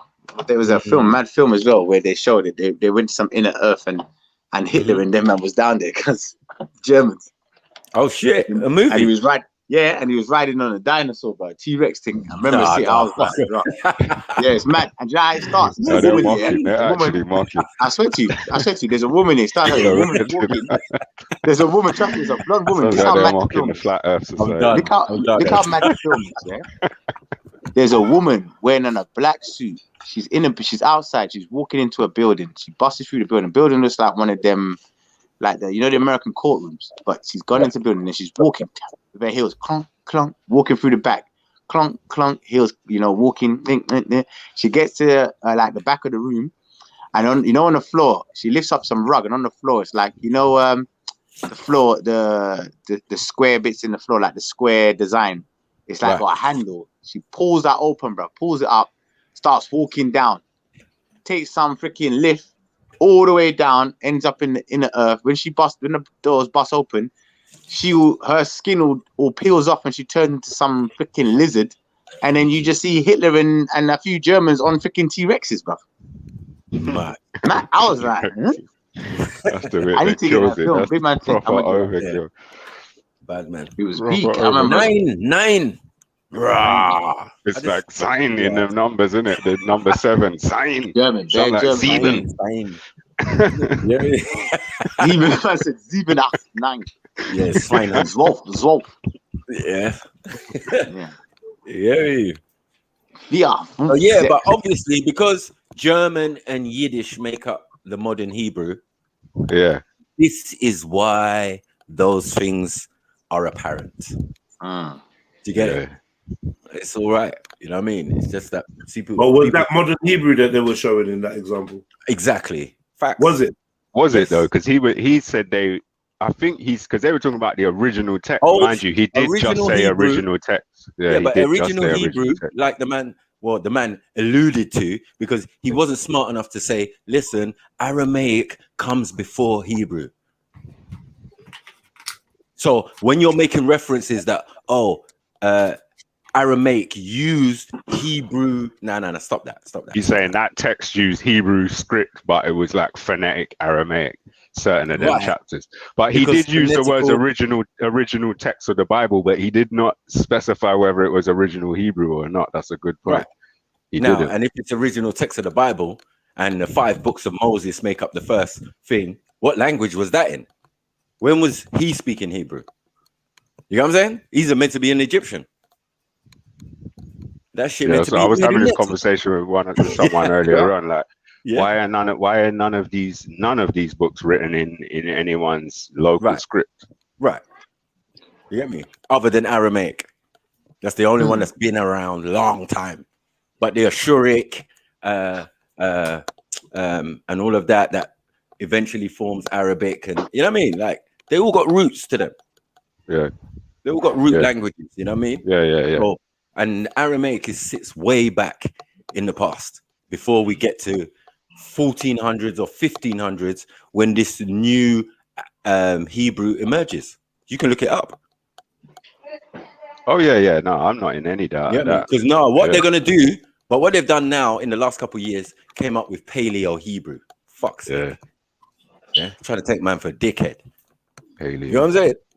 Like it's paleo, nigga, please. Yeah, dinosaur Hebrew. Yeah, say that. Yeah, thank you. Yeah, paleo. How you got a language? Paleo Hebrew. Well, hold on. How you got a language before the people? And Hebrew only means to cross over. Oh shit! Yeah, is that the thing? In the language. Yeah. No, is that the one? Yeah, with them man on the dinosaurs and that. Oh shit! What's it called? Iron Sky. That sounds like some proper dance. Bro.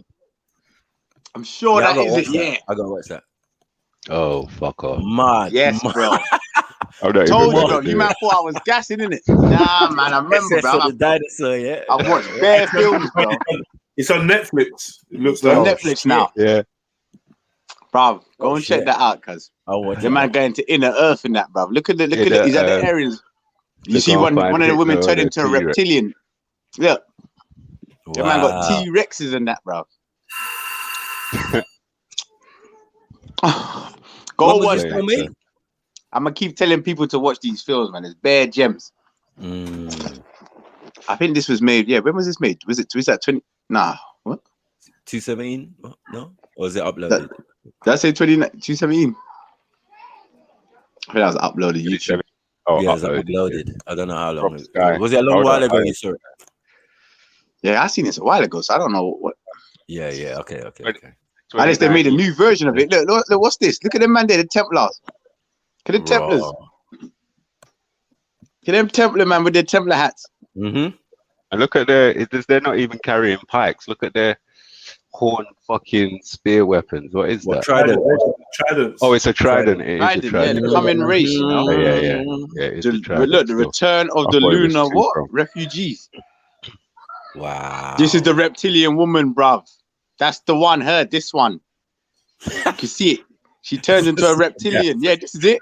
This is when she comes downstairs. She comes downstairs and he's there on a dinosaur, bruv, and she turns into some reptilian. All the religions. All the world leaders are involved. There you go, bruv. All around Hitler. All around Hitler. Jedi, have you watched it? 12 disciples. Look, 6 on each side. Is that Bin Laden? Yeah, bruv. Jedi, have you watched it? Of course. Have you watched Bin Laden? No. Bruv, go watch it, bruv. This is why, yeah, I'm telling you, I bang bare films. I remember this. That's why I'm glad you checked it up, because now that you've seen this, it just remind me. Look at Hitler, bruv. Ross. Wow, I was like, nah, this is mad, fam. Look at them. Look, go back to that. Go back to that. Didn't that look like the Last Supper table? Go back, the last picture. There, what's that? 12 disciples. That's what I said when I saw Hitler standing there with 6 on each side. 12 disciples. The imagery is there. Telling you, bro. Yeah. That's a deep one. I'm watching that. Huh? Yeah, bro. Look, that's the oldest number 2, Iron Sky 2. That's what we call private sesh. You get me? You just knock off everything and private session, blood. Yeah, you took about popcorn and everything. Looking like Jaden Smith. I know. That's what, he's like Willow. Willow Smith, isn't it?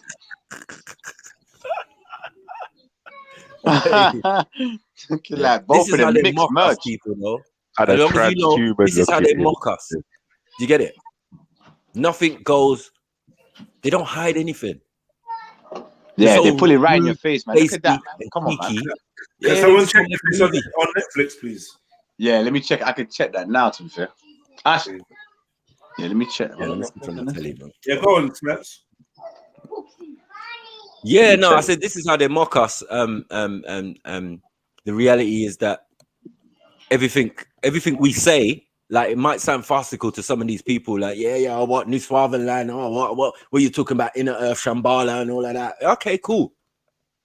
Yeah, but they say it. Yeah, and if they're saying it, they don't even care about it. There's nothing you can do about it. Everything they say is after the fact. And boasting.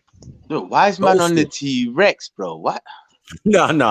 This is mad. This is the main thing that stuck in my head. I was like, bro, why is man on the T-Rex? Like, man just tamed it. You just riding it. What's T-Rex got to do with Hey, I'm so glad Jedi found this when I was talking, because I thought you man was gonna think I'm chatting shit, bro. I was thinking, did these man believe what I'm saying? No, I believe you, because, like, the Philadelphia experiment and all of that. It's a movie, isn't it? Look. It's a movie. They made a movie of the Philadelphia experiment, yeah. Yeah, and of course, I think a series. Fucking hell, a series. I need to watch that. Yeah. Nah, I think the original one had Kirk Douglas in it. That's how cheeky they are. They went there with Kirk Douglas in it. Oh, right. What, Trump? Yeah. Wow. They're saying it's not on Netflix. Oh, really? Why not? Maybe they took it off. They take shit off of it, but it's got a Netflix badge on it. We know where we need to go and get that one. Yeah, we know what channel I need to go. And even let me try my Amazon. Chill. I bet Amazon. I mean, P-word and chill, bro. What, Prime? No, bro. Even better. Prime might have it. The old school P-word from before Prime was a thing, before Netflix. Of course. Okay. P-word and chill, you get me? Yeah, P-word and chill. Yeah, that's what I'm on. Got my Black Summer waiting, got Interstellar waiting.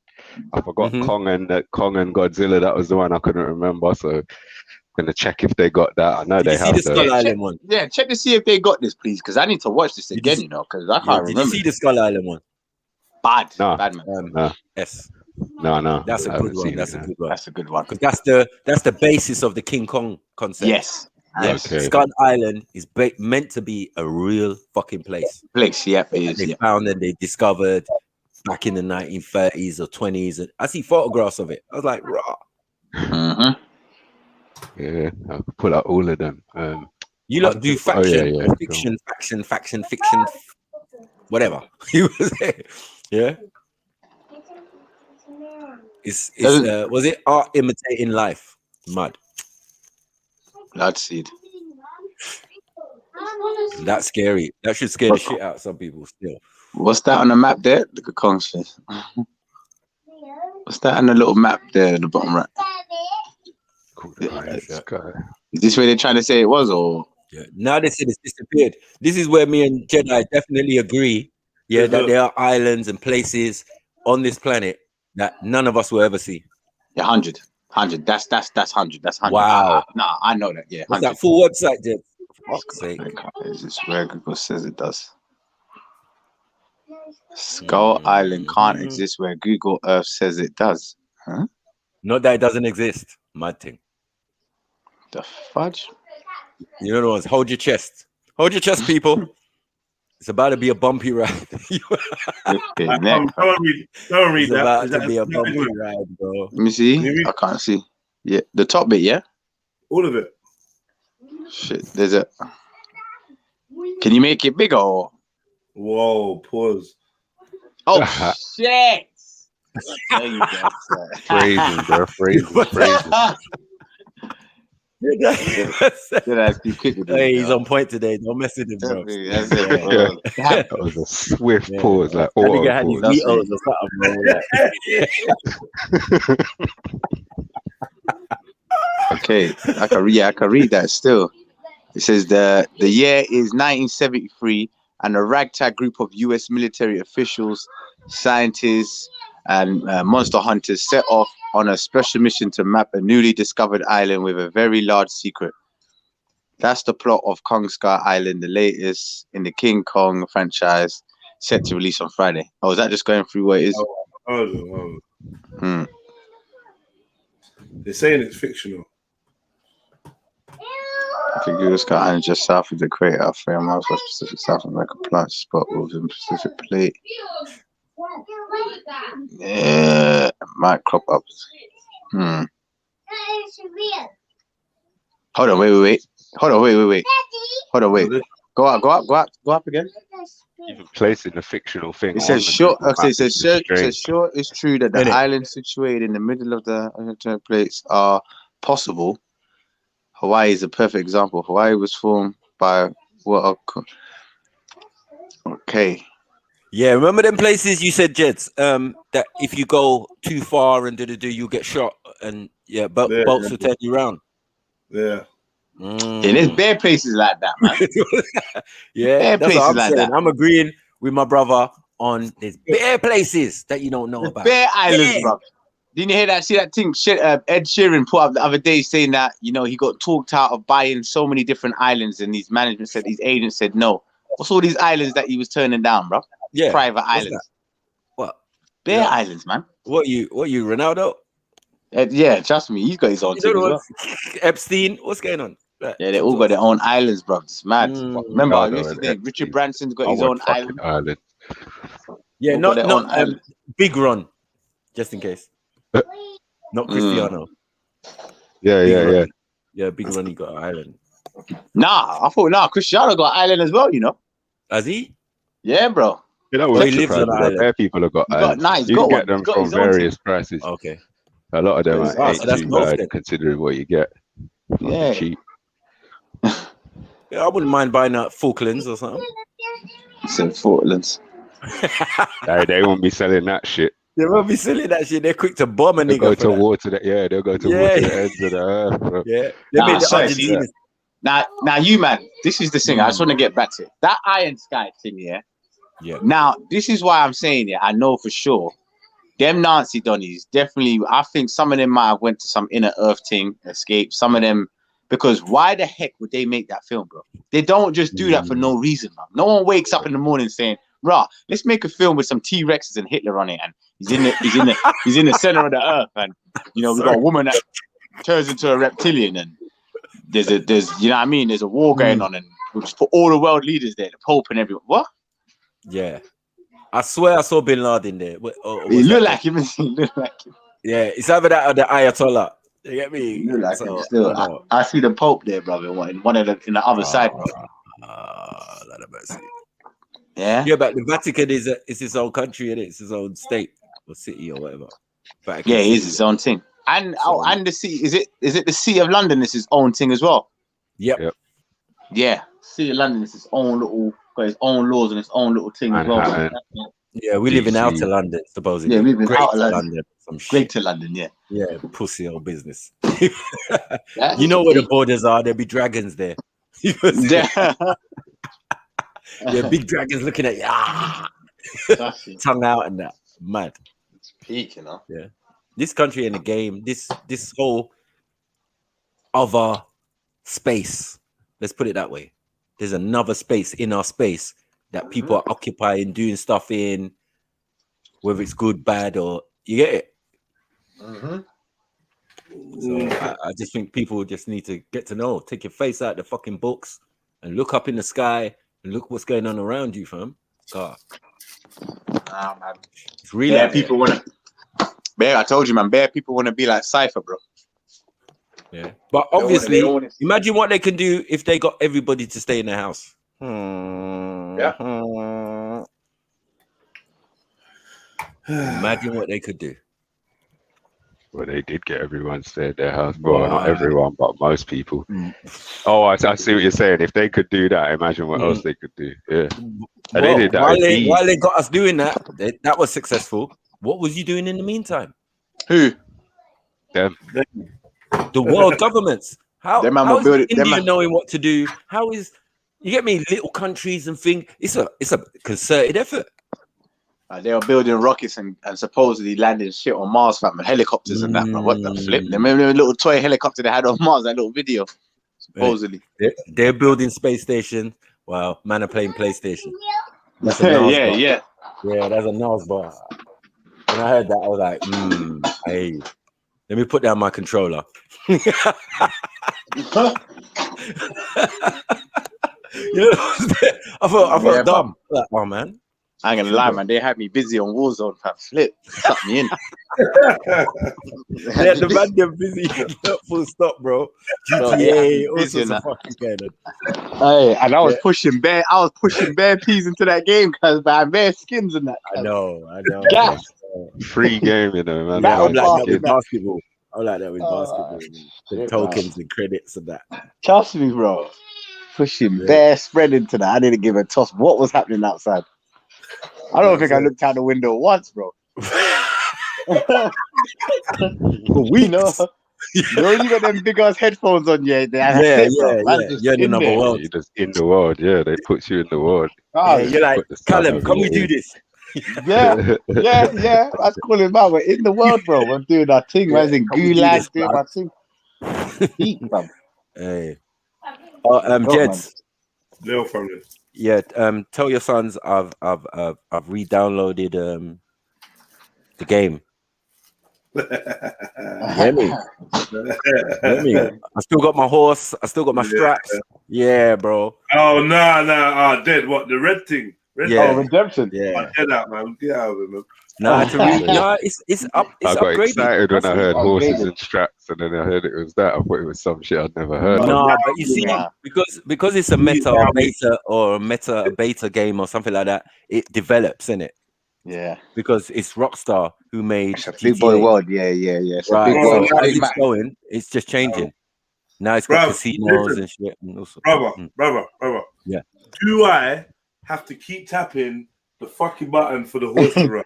I know, bro. Right, cool. I'm done. Yeah, no, you don't. You don't actually. You don't. You can tap set hold. the location, That's dead.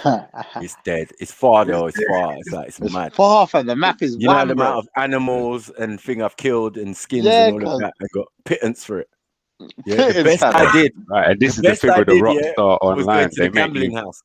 They make you work for crumbs on Rockstar Online games. Well, And- not and- the and- GTA, obviously. We're getting some millions.